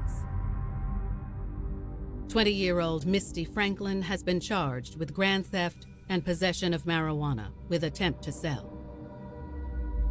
However, Fresno detectives believe Misty is taking the fall for the crime's true mastermind, her boyfriend, Thomas Williams. Despite the surveillance tapes and the overwhelming evidence that her man was the perpetrator of these crimes, Misty would not give him up. With Misty claiming sole responsibility for this ring of larceny, detectives are prepared to slap her with all the charges and call the case closed. But before they do, some new information comes to light from an anonymous source. She insists that Thomas has been manipulating Misty, that he has coerced her into doing many things that Misty would have never done on her own. The source admits at first, Misty and Thomas seem like the perfect couple. But 2 years into their relationship, Thomas lost his job as a security guard, and things began to deteriorate. Misty noticed the change in Thomas after he lost his job, that he became a lot more controlling, a lot more withdrawn. I noticed that we weren't having as much sex as we used to. I noticed that he wasn't as affectionate how he used to be. There was so much going on with him that his love started to slowly die. The whole Prince Charming had went out the window. There wasn't any more flowers. There wasn't any more surprise dates, opening doors for you. As Thomas began to withdraw emotionally, he simultaneously exerted more control over Misty's day-to-day life and soon began preventing Misty from leaving the house. I felt that Thomas was overreacting at times when he didn't want me to go. I felt that that was kind of odd and that, why am I not allowed to go to gatherings? But that was his part of way of being controlling. He wanted to make sure he kept me close and in his eyesight to see things that went on with me and to make sure I didn't get too far out to his reach.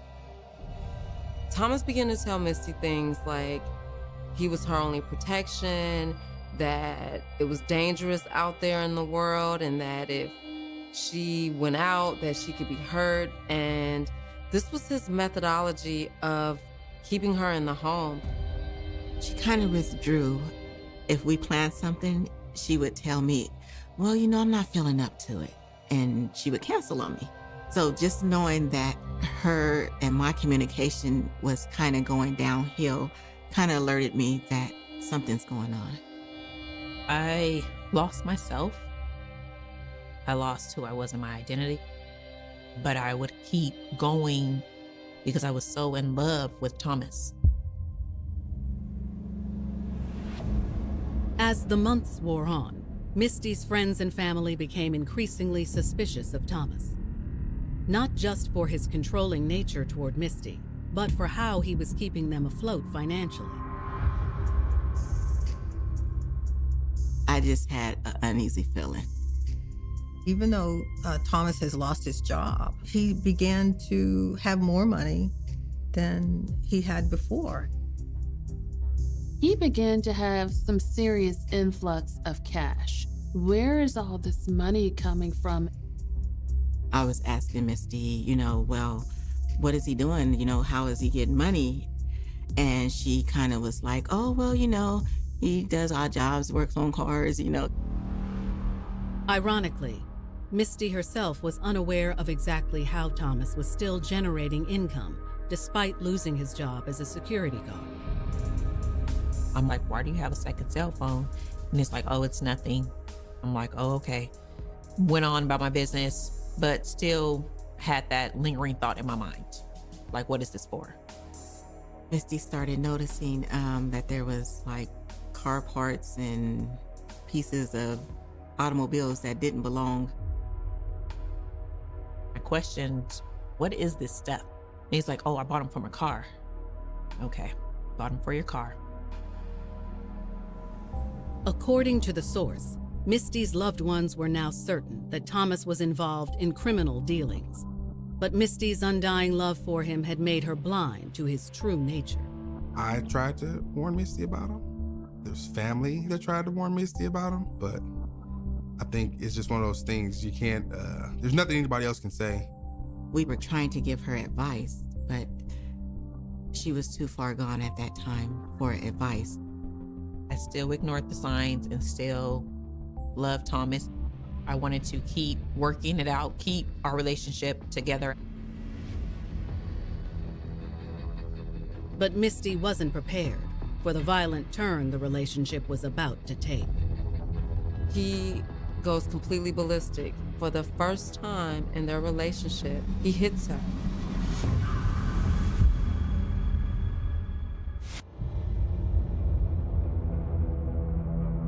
In the spring of 2006, college student and criminology major Misty Franklin is in custody after police discovered thousands of dollars in stolen car parts and illegal drugs at the home she shared with her boyfriend, Thomas Williams.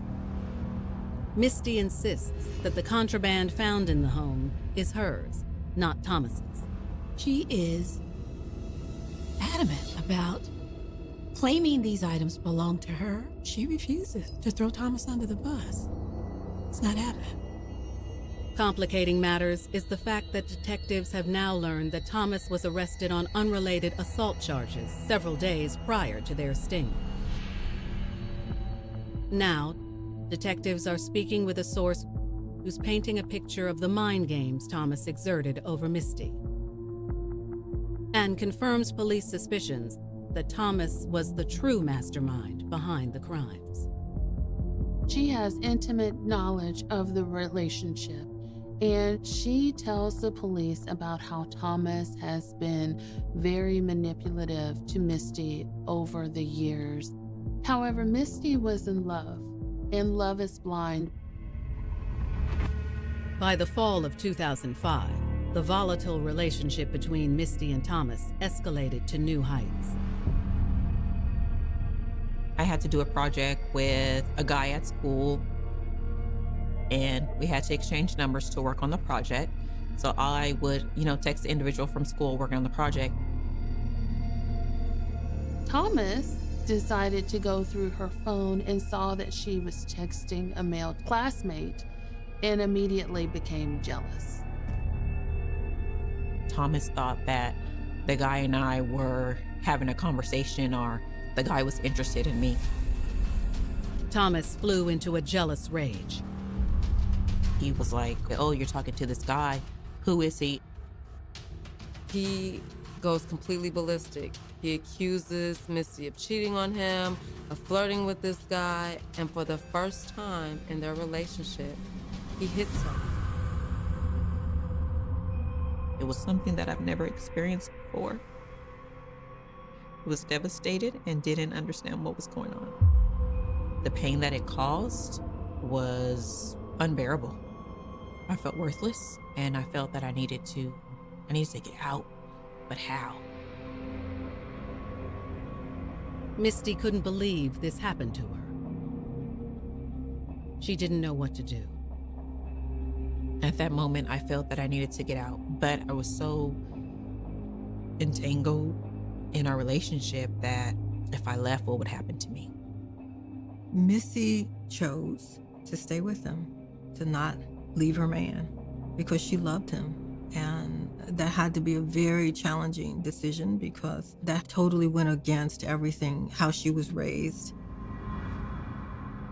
From that point on, Misty's primary focus shifted from pursuing her criminology degree to trying to nurture her relationship with Thomas. As time goes on, Thomas begins to divulge more and more of his criminal activities to Misty. He begins to tell her all about the inner workings of selling marijuana. For the first time, he asks Misty to partake in his criminal activities. I was just flabbergasted. It's something that I didn't want to do. I didn't understand, nor did I want to accept it. She's growing more and more concerned about him being arrested. She talks to Thomas about going legit and getting a legitimate job. But Thomas clearly wasn't interested. Thomas let me know, like, look, this is what I'm doing in regards in the streets, and this is how it's gonna be. She sees that this discussion actually pushed him further away. And at this point, she's desperate. She's willing to do anything to get their love back on track. Yes, there was criminal activity going on, but I still loved Thomas the way that I loved him. I was his girlfriend, so I needed to support him. Misty eventually gave in and agreed to help Thomas with whatever he needed from her. I was trained to do the transactions. Thomas would sit me down in the living room. We would go over with the scale how to weigh out, ounces and grams and how to package them up and have them ready for when the phone rang and someone wanted to purchase. Before long, Misty had put her entire future on hold in order to help Thomas with his criminal enterprise. Within 3 years of dating Thomas, I dropped out of school and I was head over heels. I was there for Thomas. I was supporting his habits and supporting things that he was doing, and whatever he asked of me, I did it. But as Misty would soon find out, her loyalty towards Thomas was a one-way street. There was another woman out there who also believed Thomas was her man and was willing to go to the mat in order to prove it. I was pushed down to the ground. I was just hit and kicked. She's never been in a fight before. And here she is being knocked to the ground and beaten up.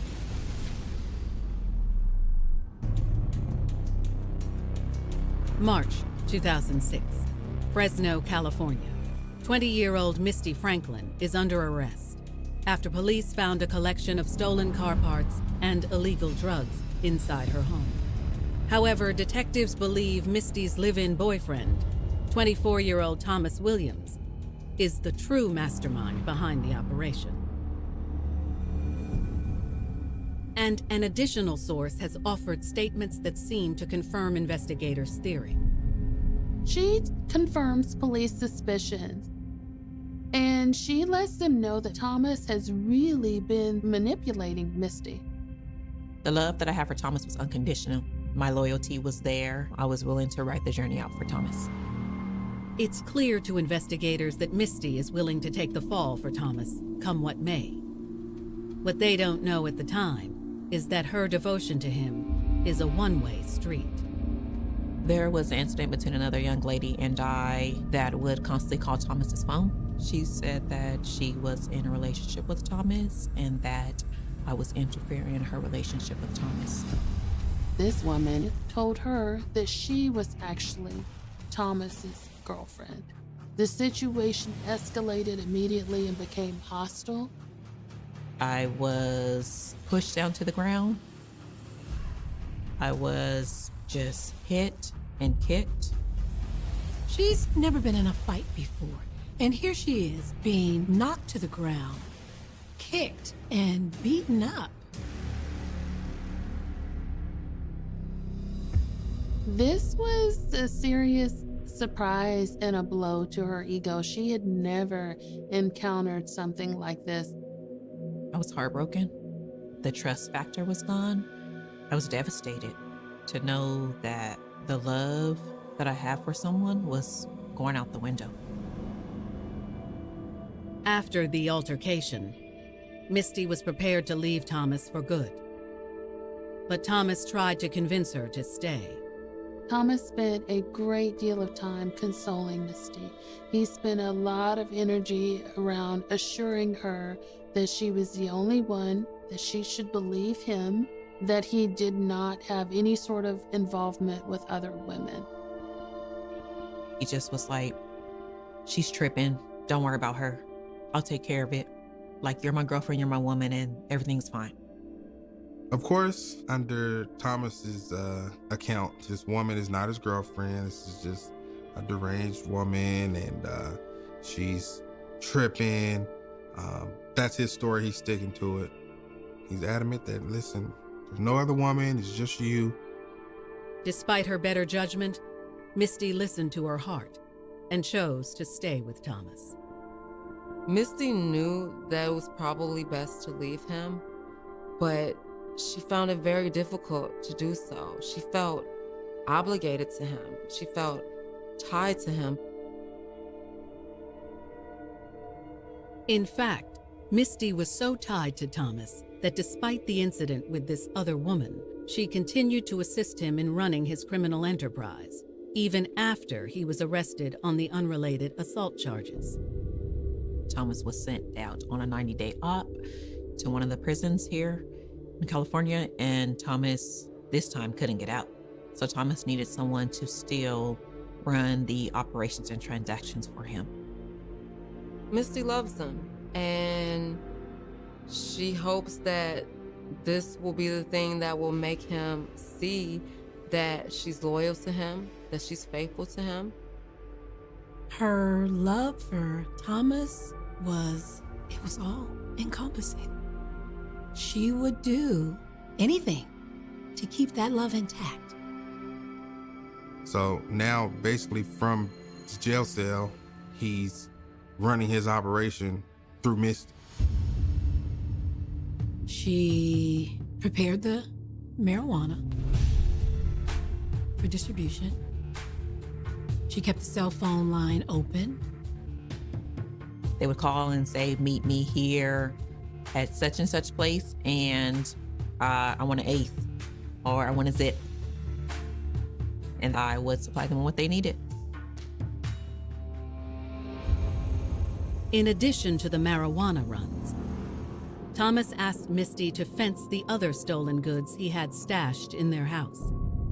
He was telling her he sells things on Craigslist all the time and how easy it was to do. And so I don't even think she had a clue of what was going on. She wanted to prove her loyalty to him, that she was in his corner no matter what. Having compiled all this information, detectives take another crack at Misty.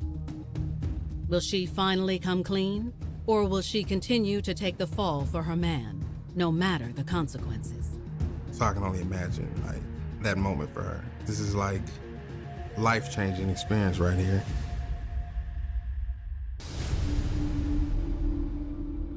Thomas was attracted to someone like Misty because Thomas is a predator.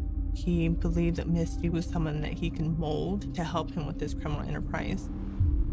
Young women will get involved with these men that are in the criminal world, and these women fall in love with these men.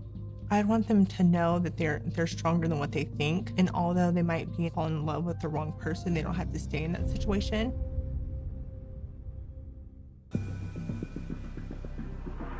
March 2006. Detectives are interviewing 20-year-old Misty Franklin in hopes that she'll give up her boyfriend, Thomas Williams, who they believe Misty has been covering for in an effort to conceal his drug dealing and robbery scheme. Detectives think Misty is innocent and that Thomas has really been the mastermind behind this whole thing. The detectives gave Misty the opportunity to recant her story. Despite some of the concerning elements of the relationship, the manipulation, just some of the questionable things that had gone on within the relationship, Misty was rock solid and going to stand by Thomas's side. I wanted to prove my love to him. I wanted him to know that I was a woman that supported him wholeheartedly, that I was there for him no matter what we went through, that I would stand by his side. We see this a lot. These men tend to groom these women, and they're willing to do anything for their man, including taking a charge. With that, Misty is escorted back to her cell. In the summer of 2006, she's found guilty of grand theft and possession of drugs and sentenced to 1.5 years behind bars. I felt like I failed my mom. I failed my family. I felt hopeless. I felt worthless. It felt like my whole heart had crushed and just fell apart. They were witnessing the bright, young, beautiful college student that they had raised being sentenced to prison now. This was tragic. As for Thomas Williams, he was never charged for the spate of robberies that plagued Fresno in March of 2006, nor the distribution of narcotics. But after serving time for the assault charges, he resumed a life of crime, which would wind up costing him everything. Thomas went to a place to commit a robbery and was murdered. Part of me was very devastated, but it's a sigh of relief. Like that tie had been broken even more. And although that happened to him and it's sad, he just never seemed to get his life together. Misty was released from prison in January of 2008. Today, she works as a law facilitator, empowering victims to confront their assailants and establish a dialogue that enables both sides to grow and heal. She really turned her life around. She finished school. She became a paralegal, she became a youth advocate, and she really did what she originally wanted to do, and that was help people. Misty is right back on track. It's like she never left. Fast forward to today, and she's definitely the Misty I grew up knowing. The smile is back, the glow is back, the love for life again. You can see the ambition in her eyes. Misty's story is a testament that you can go down this path and make it out. She had a challenge. She had to make some decisions that created suffering, and she rose to deal with them. And she came out of that challenge greater than she went in. I would like to know that as a woman of color, my silence serves no one. I have arrived as a woman to use my voice and a woman to help other women that are or may be in a certain situation as mine overcome their challenges. I am not what society paints about me. Yes, I made a mistake and went through something, but look how far I've come as a person. When you are madly in love, the world outside of you and me can get blurry.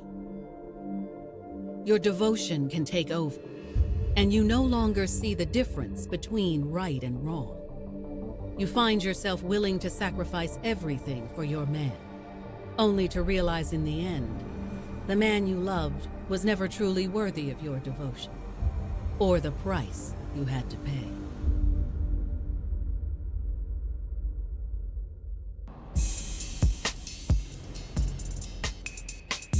Life is full of patterns. Patterns that guide us, and give us direction in the chaos. But what if the pattern you follow becomes chaos? You think you can trust your intuition, but it leads you farther and farther astray. When you finally begin to see the light, will you get out while you still can? Or continue the cycle forever?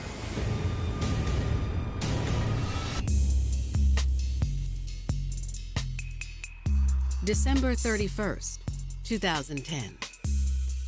Residents all across the bustling city of Atlanta, Georgia, are ringing in the new year. It's New Year's Eve in Atlanta. You can just feel the energy in the city. People are getting ready to celebrate. It's a very exciting time to be in Atlanta. A few miles south of downtown, a group of friends are saying goodbye to 2010 with dancing, drinks, and laughter. But at 12:30 a.m., the jovial scene is shattered when a loud bang sounds from outside. Everyone rushes outside to see what had happened, and they see their friend Alicia Wells on the ground. It's not looking good for this woman. There's blood everywhere. It appears Alicia has been shot in the chest. As her friends rush to her aid, they catch a glimpse of the shooter leaving the scene. Friend of the victim seen an African-American woman who had a long black ponytail running away. The partygoers make a flurry of phone calls to the local police department. This was a serious gunshot wound. They didn't know if she was going to make it. When police set their sights on the shooter, they'll discover a troubled young woman with a propensity for the wrong relationships. Relationships that seemed to destroy everything in their paths. You're gonna do anything for someone that you love or that you think love you.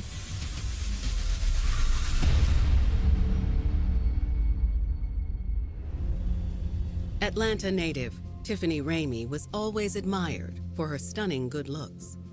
She was always into fashion, into makeup, dress-up type things. The young beauty also had the brains to boot. Tiffany was always a very smart, bright student. We were always very proud of her. Tiffany had a mind, a good mind, to be able to do pretty much whatever she wanted, and her aspirations were to become a lawyer. There was just one problem: money. I didn't make a lot of money, so, we did the best we could with what we had. Tiffany grew up in a lower income neighborhood. She and her family didn't have much. They certainly didn't have the funds to send her to law school. To save up for college, Tiffany took advantage of her good looks and got a job as a dancer at a local strip club.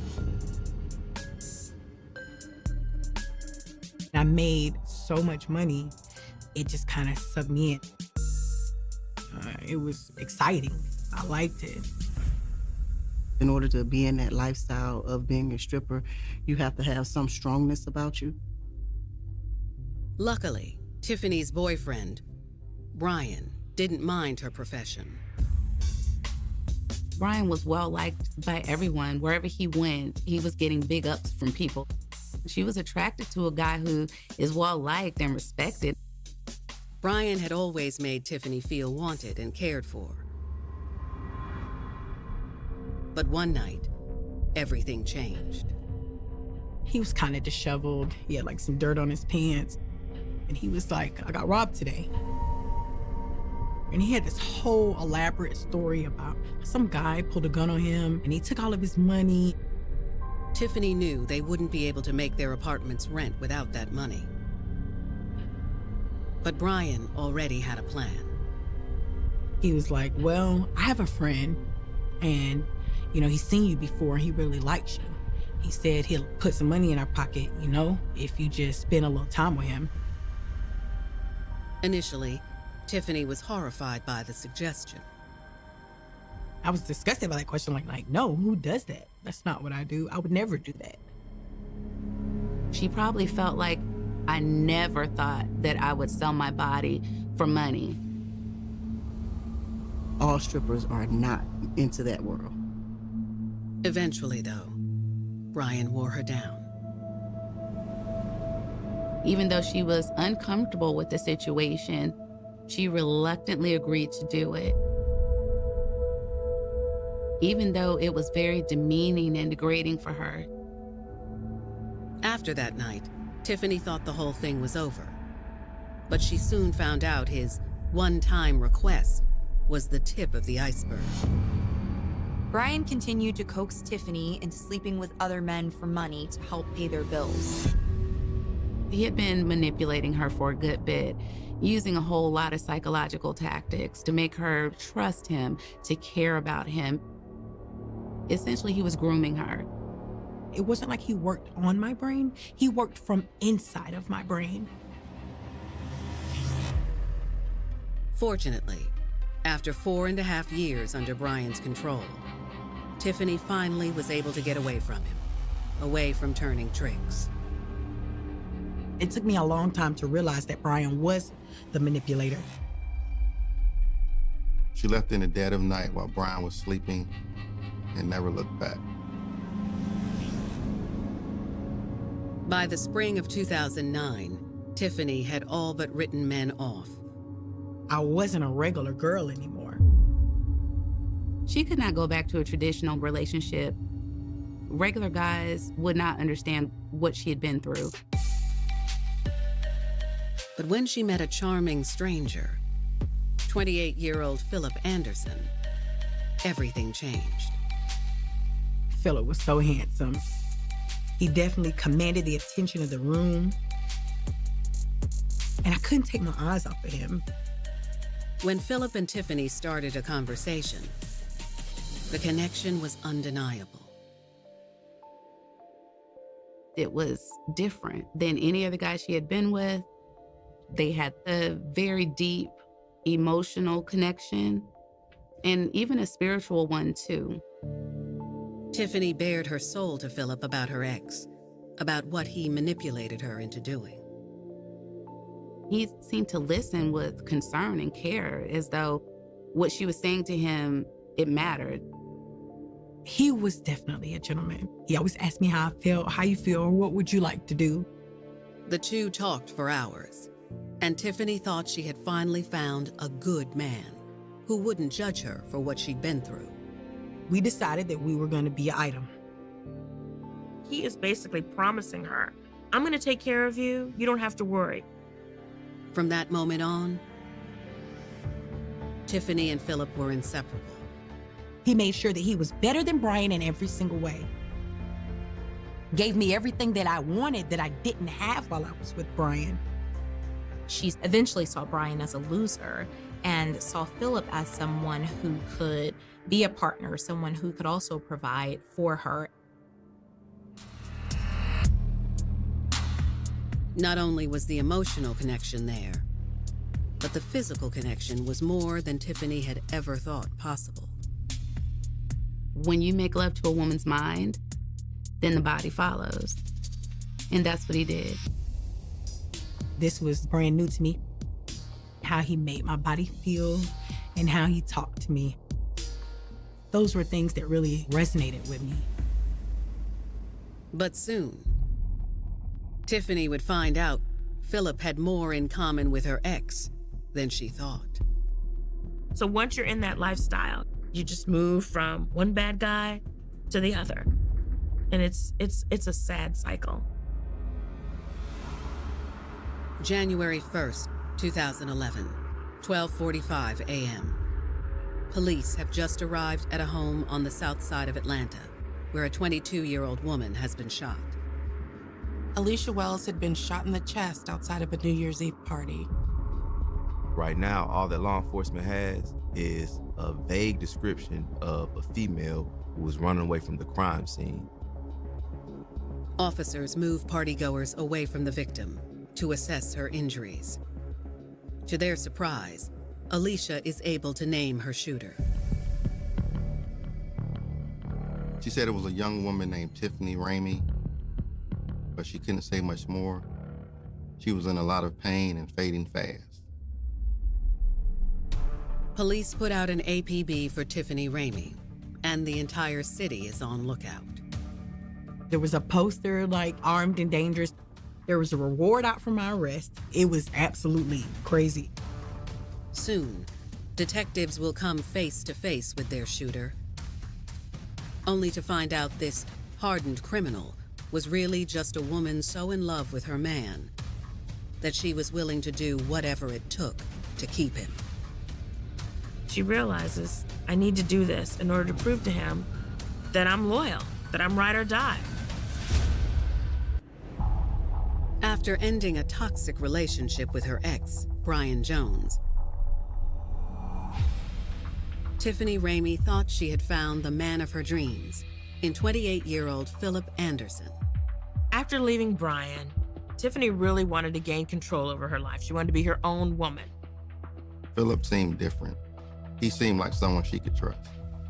We did everything together, and I felt like he was my best friend. But soon, Philip would get Tiffany in more trouble than she ever imagined, and send her spiraling into a pattern of abuse and control she couldn't escape. It's almost like a case of Stockholm Syndrome. She feels like she has to be loyal. I believed in being a real ride or die.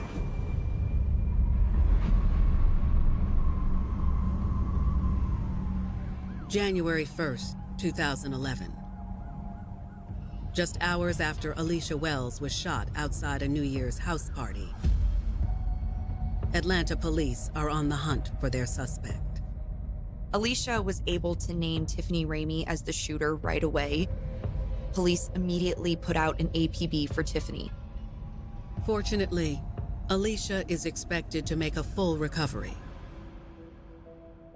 As police scour the area for Tiffany, detectives head to the hospital to interview their victim about what happened. Alicia told detectives that she and Tiffany had actually been friends. She says the whole incident is a blur. She remembers fighting with Tiffany and then a gunshot. And the next thing she remembers is waking up in the hospital. Detectives ask Alicia what sparked the fight, but Alicia says it all happened so fast, she's having trouble remembering.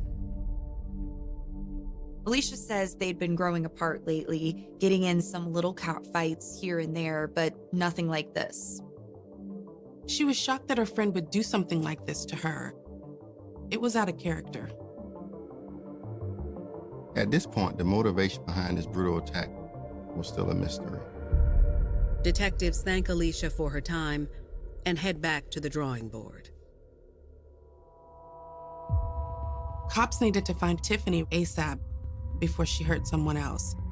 Days pass without any sign of Tiffany, but as detectives try to plan their next move, they get an unexpected break. Law enforcement gets a tip as to where Tiffany is hiding. Someone dimed her out. They found her.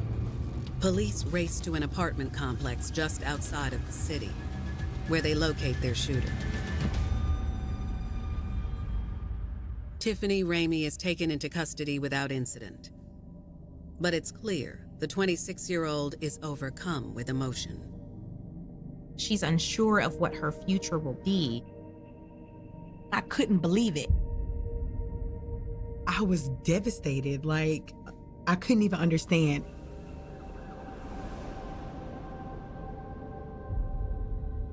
Back in Atlanta, detectives sit down with their suspect.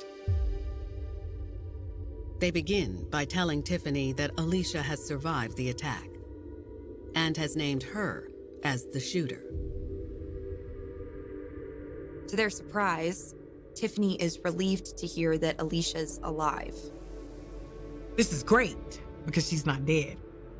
But this is bad because now she's going to be able to tell me. Knowing she's cornered, Tiffany confesses to the shooting. Tiffany knows at this point she can't hide any longer. Guilt has been eating her alive. Tiffany admits that as soon as she and Alicia spotted each other outside of the party, things escalated quickly. I told her, Alicia. I remember her hitting me in my eye. Tiffany tells detectives that in that moment, she did the unthinkable. Tiffany pulled out a gun, and I pulled the trigger. And when I backed up, she was down. It was blood everywhere. Tiffany thinks that she kills this girl after shooting her. These intense feelings of fear and sadness were definitely overwhelming for Tiffany.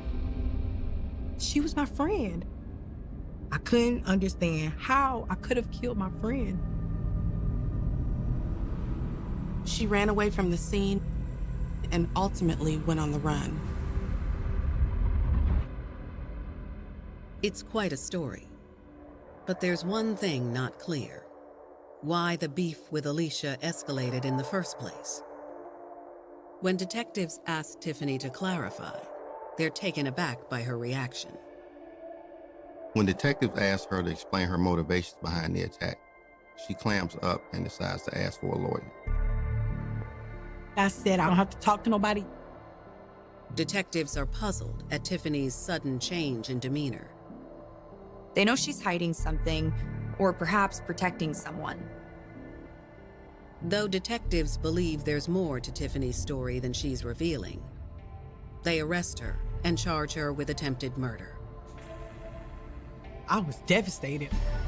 This is supposed to go differently. But soon, someone will come forward that will clear up the holes in Tiffany's story. She followed his lead.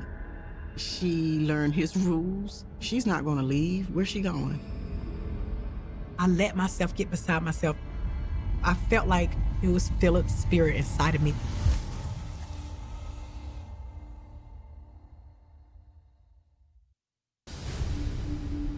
All this time I had spent with Brian, doing things that I felt like I hated the most.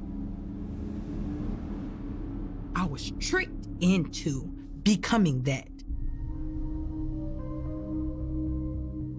So by the time I met Philip, I wanted him.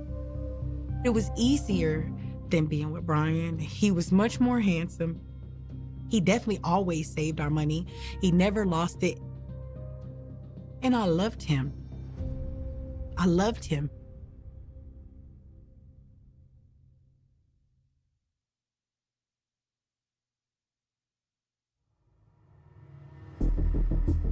January 2011.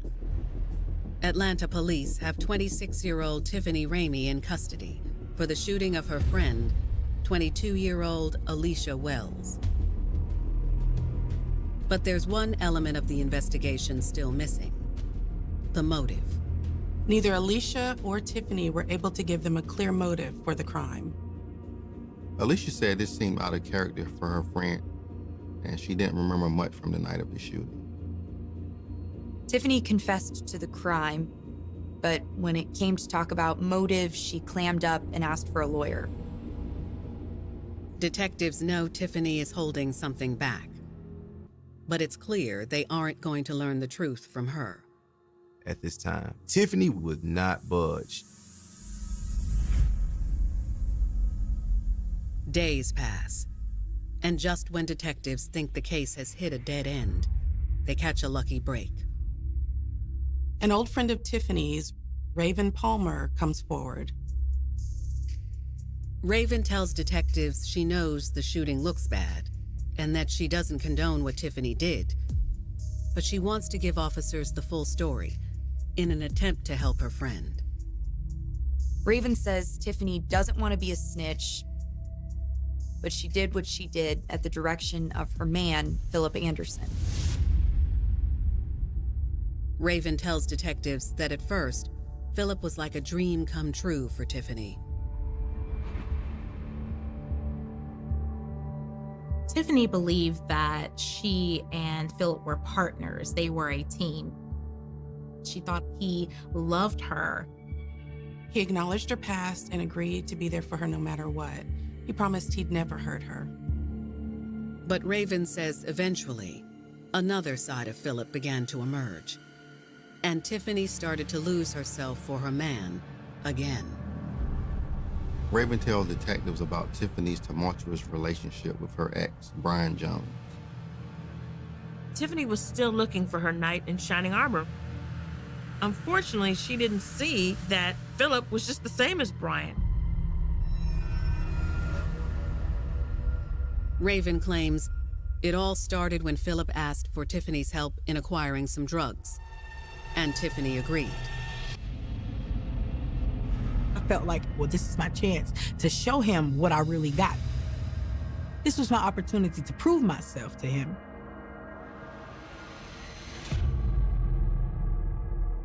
But Raven claims the drug deal went horribly wrong.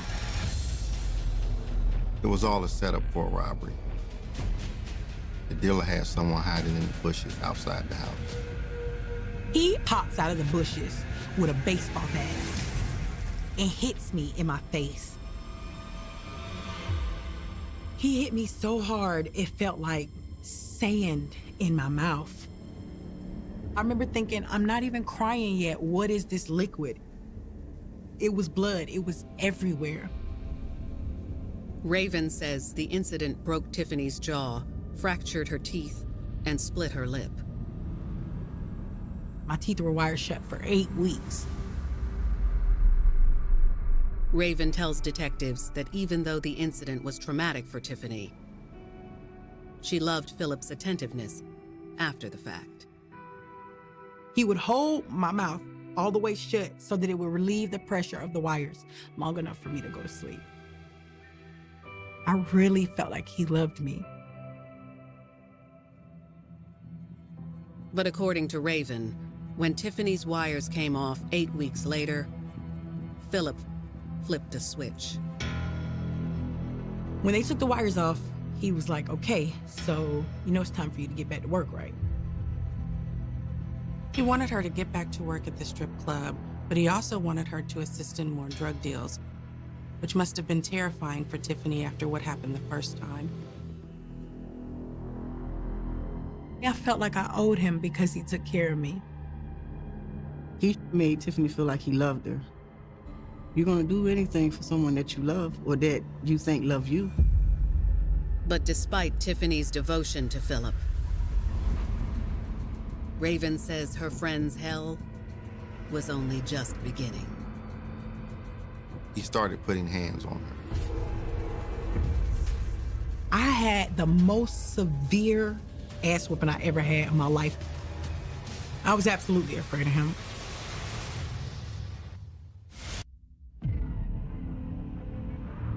January 2011. 26-year-old Tiffany Ramey sits in a jail cell, awaiting sentencing for shooting her friend, Alicia Wells, outside of a house party on New Year's Eve. Police know she's guilty of the crime, but what they don't yet understand is the motive. However, Tiffany's friend Raven Palmer has come forward with the promise of shedding new light on the investigation. Raven claims Tiffany is a good person at heart, and all this happened as a result of Tiffany being involved with the wrong man. That man was Philip Anderson. According to Raven, Philip had gotten Tiffany wrapped up in his drug trade business, and things only got worse from there. If he gave me a quota and I met it, then I came home and everything was fine. If not, I'll get my ass whooped. Raven says when the beatings got worse, Tiffany tried to leave Philip for good. I knew he would be looking for me because that is the kind of guy he was. So I tried to stay in places where I knew he didn't know a lot of people, which wasn't very many. Raven tells detectives that before long, Philip tracked Tiffany down. And he was like, oh, so you're not ever coming back home. And I was like, what? Listen, no beef, I just need some time. And I remember thinking, I really don't want to go with him because he had beat me so severely previously that I just didn't want to go. Against her better judgment, Tiffany eventually broke down and let Philip into the car. He was asking me questions, and I remember I just let all my feelings come out. I told him, I don't want to be with you no more. I really can't stand you. And when the words came out of my mouth, he reached back. He put his gun to my thigh, and he pulled the trigger. And then he pointed the gun at my face, and he told me, find the bullet, or I'm gonna pull the trigger again. And at this time, I'm freaked out. Okay, there's a hole in my leg, and I'm bleeding. Raven says despite her friend's pain, Tiffany did as her man instructed. I reached down into the bottom of the floorboard, and I gave it to him. He threw it out the window. Fortunately, Philip allowed Tiffany to go to the hospital to get her leg treated, as long as she stayed quiet about what really happened. I was in a lot of pain. I got shot with a 9mm and went all the way through. It shattered my femur bone. Tiffany should have been way done, but she still won't give up on him. Raven says although Tiffany was honest with her about what happened, she lied to police about the incident, just like Philip asked. I told him I shot myself. And they told me, you're lying. When you decide to tell what really happened, you give us a call. And I remember kicking the card out the bed onto the floor and thinking, I would really like to tell, but what would be the repercussions of this? I felt like if I had told them that he would probably come back and kill me. She knows that this is a very dangerous man. So she protected him, not just out of love and loyalty. She protected him because she was scared. Raven explains that Tiffany went back to Philip after being released from the hospital and never reported the shooting to officials. But things only got crazier from there. Things got worse and they got worse, and she never saw that they were getting worse. He had bigger plans for her. He had her exactly where he wanted her, right along for the ride. The truth was, he was using her past against her.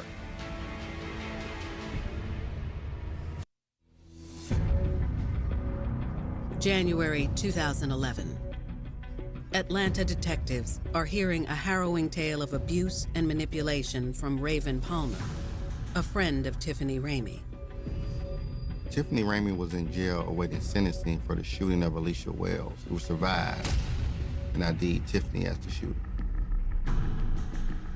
Raven claims this whole altercation stemmed from Tiffany's abusive relationship with Philip Anderson.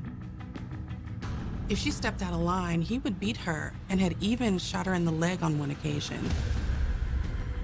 She was loyal to a fault and never reported the shooting to authorities. Raven tells detectives that eventually, Tiffany's world got even crazier. Philip decided that the money they were bringing in wasn't enough. He wanted Tiffany to help him recruit young women for a prostitution ring. He knew Tiffany's past would be helpful to them in this new venture. According to Raven, Philip assured Tiffany she would be his right hand in managing the girls and would never have to put her own body on the line like she did with her ex, Brian. She wouldn't have to sleep with anyone, just the other girls would. Well, I didn't know what to think at first. You know what I mean? I loved him, and that's all that mattered to me. With Philip not necessarily wanting Tiffany to sell her body, it made her feel valued, that this man really loves me. Raven says that ultimately, Tiffany gave in. She even took the lead in helping to recruit the other women.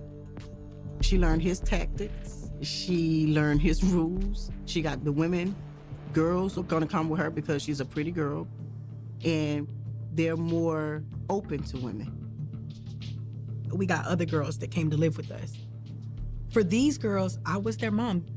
And I used to explain just like this, listen, I promise you can have nice hair and you can have nice nails too. But tonight you're gonna have to give all your money to him. She dealt with the girls, encouraging them to have their own savings and checking accounts, because she realized if they didn't take care of that, they would end up with nothing, and she didn't want that for them. However, if Tiffany got too overly friendly with the girls, Philip was quick to assert his dominance. Philip is the one who's in power and making all of the decisions. He needs to establish himself as being, the king of the castle. He needs to make sure that Tiffany never starts to consider herself separate and apart from him. Raven tells detectives that just 3 months later, Philip got arrested for shooting a man at a store in a blind rage. Luckily, the man survived Philip's wrath, and Phillips was charged with aggravated battery. Philip gets convicted and is sentenced to 30 years. With Philip behind bars, Raven believed Tiffany would finally get out of her man's grasp. But Philip's manipulation continued through constant phone calls. He was like, I'm sorry for all the things I ever did wrong to you. And I want you to know, I really do love you. She still had this attachment, this belief that she needed this man. Raven says Philip made Tiffany agree to keep the prostitution ring running while he served out his sentence. He encourages her to maintain this business in his absence. And he even uses the word legacy, as if this is your legacy. He would tell her that she needed to remain in total control of the business at all times and do whatever it took to stay on top. That's when Raven offers more to the shooting story than Tiffany or Alicia told detectives. Alicia was one of Philip's girls, one that Tiffany was in charge of. Alicia hadn't mentioned this in her interview with detectives. They think she didn't want to tell them she'd been working as a prostitute. Raven says in the weeks leading up to the New Year's Eve shooting, Tiffany felt like Alicia had been hurting the reputation of the business. Alicia was very bad on the dope. In my mind, I was gonna help her get off of the dope. When she told Philip about Alicia's behavior, he was furious. He was pissed. He said that this is my business. This is how we get money. I have a reputation to uphold, and I promised them top of the line girls, and this does not reflect that. He told Tiffany that it was all her fault that Alicia had gotten out of line. He said she needed to do a better job keeping control. He said he was incredibly disappointed in her. Even from behind prison walls, he still was in control of Tiffany's mind. Raven says on New Year's Eve, when Tiffany spotted Alicia, Philip's words were echoing in her friend's head. Now, I remember Philip saying, you can never lose control or allow somebody to get out of control. And in my mind, that's what was happening right now. She did what she had seen Philip do in that situation. One of the girls got out of line, so she beat her back into submission. She goes from a promiser and a protector to a punisher. But Alicia fought back. She feels like she's losing the battle against this girl. She knows Philip would never stand for this. In my mind, I thought I could not let this situation end like this. She could hear Philip's voice, guiding her, telling her to take back control. She wanted to make him proud and prove that she could handle the situation. She pulled a weapon on her and used it. She shot this girl.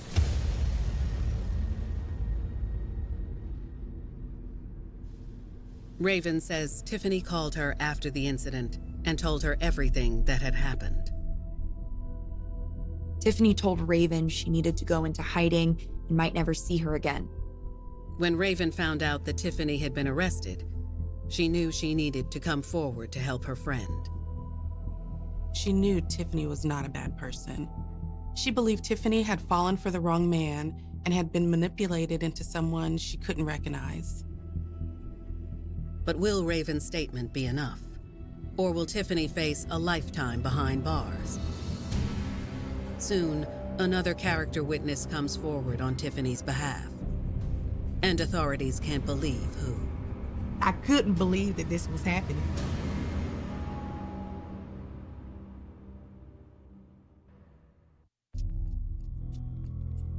Philip definitely was a manipulator.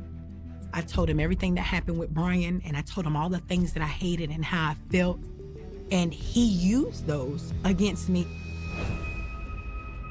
In hindsight, you're not supposed to tell them everything because a pimp will ask you about things in your life that happened. And then afterwards, they'll use those situations to bend and mold your brain the way that they need it to be.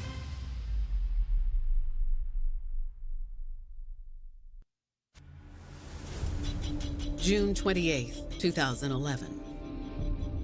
Tiffany Ramey is in prison, awaiting sentencing on charges of attempted murder. I felt horrible, and I just kind of lost myself. That's when Tiffany gets a letter from someone she never expected. It's from Alicia Wells, the woman she had shot. It was like, look, I'm sorry this happened between us. I hope you don't get in trouble for this. I really don't want this to be how the end of your life is. This was a huge shift for Tiffany.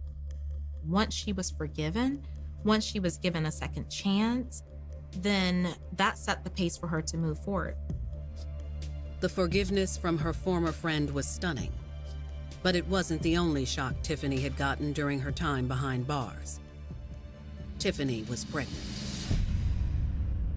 She had a one-night stand when she was on the run. Though the timing was far from ideal, Tiffany took her pregnancy as a blessing. I prayed to God. You know, I've always wanted to be pregnant. I've always wanted to have a baby. As for Philip's prostitution ring, without Tiffany there to guide the other women, his operation fell apart. All the women took what money they had made there and left to do their own thing. In December of 2011, Tiffany goes before the judge. I explained to the judge, you know, I know what I did, but let me tell you why. And I know what my record looks like, but let me tell you this, I never had a reason to do anything right in my whole life. Please don't take me away from my baby. Tiffany's lawyer offers the letter from Alicia to bolster their request for leniency. That letter turned out to be one of the determining factors in my case. The judge told me, I don't know why I want to help you, but this is what we're going to do. The judge gives Tiffany probation for time served and orders her to complete 5 years of community service. I get to go home with my baby in the free world. I knew God had something for me to do in my life. Tiffany and her family are overjoyed. I did feel relieved. I think we all did. I think we all felt like we could breathe a little.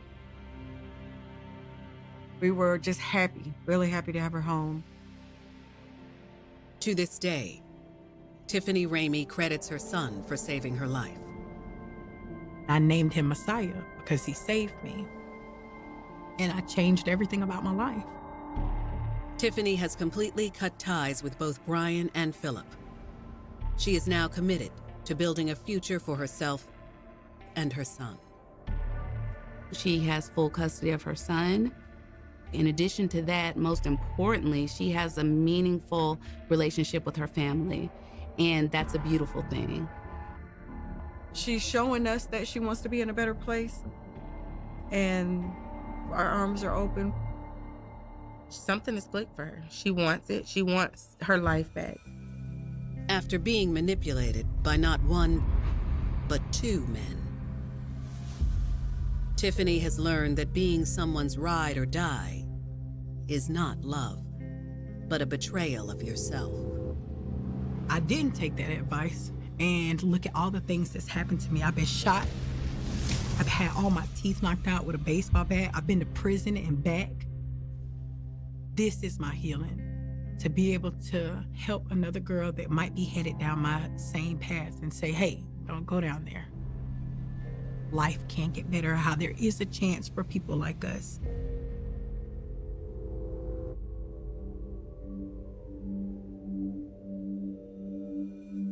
Patterns can save us, or they can destroy us.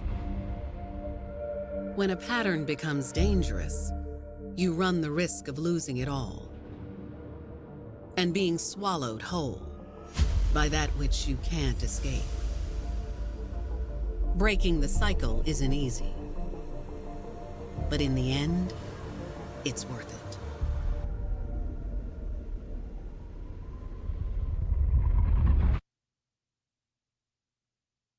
Abuse is never okay. If you or someone you love is in an abusive relationship, there is help available. Call the Domestic Violence Hotline at 1-800-799-SAFE. All right, guys, thank you very much for coming today. I have called you for a very special thing. We have an event day after tomorrow, and Khushi, you will make the necessary arrangements. Khushi. Yeah, sure, sir. You seem a bit off today. Everything is good, sir. Don't worry, I will do. All right, I am counting on you. All the very best.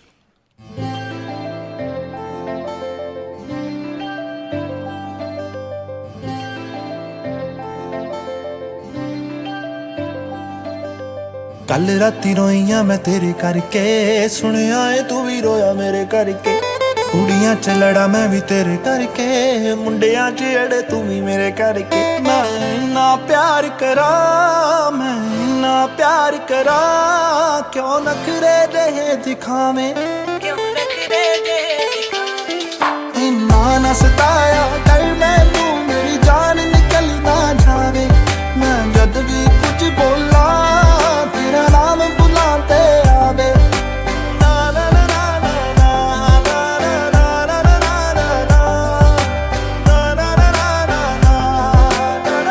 ना ना ना ਪੁੱਛਦੀ ਮੈਂ ਤੈਨੂੰ ਮੈਨੂੰ ਸੱਚ ਸੱਚ ਦੱਸੀ ਵੇ ਇੱਕ ਵੀ ਨਾ ਗੱਲ ਵੇ ਤੂੰ ਦਿਲ ਵਿੱਚ ਰੱਖੀ ਵੇ ਦੁਨੀਆ ਨਹੀਂ ਚਾਹੁੰਦੀ ਵੇ ਤੇਰਾ ਮੇਰਾ ਪਿਆਰ ਵੇ ਸੁਣ ਮੇਰੀ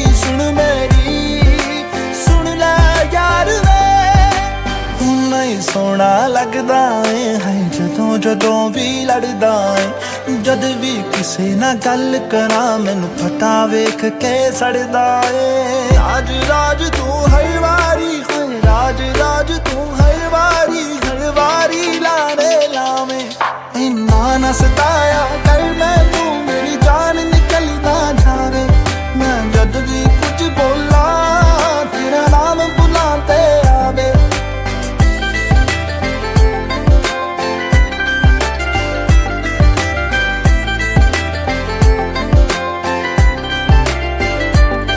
ਸਾਰਾ ਦਿਨ ਬਿਜ਼ੀ ਰਹਿਣਾ ਏ ਤੂੰ ਯਾਰਾਂ ਦੇ ਨਾਲ ਬਹਿਣਾ ਏ ਤੇਰੀ ਦੂਰੀ ਤੇ ਮਜਬੂਰੀ ਦਿਲ ਮੇਰਾ ਏ ਸਹਿੰਦਾ ਏ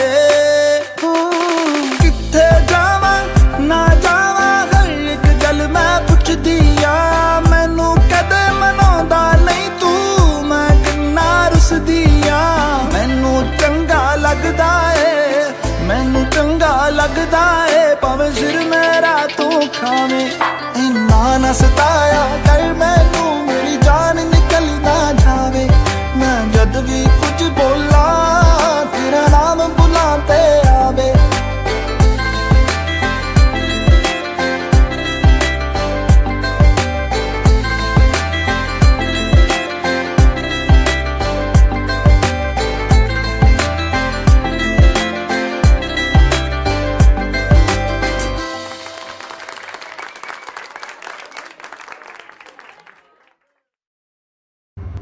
तो अभी आपने हमारा दुनिया सॉन्ग देखा, सो प्लीज कमेंट करके बताना कि आपको सॉन्ग कैसा लगा। एंड हाँ, वीडियो को लाइक करना, जाने से पहले रिपल म्यूजिक स्टूडियोज के चैनल को सब्सक्राइब कर लेना। Thank you, bye bye everyone.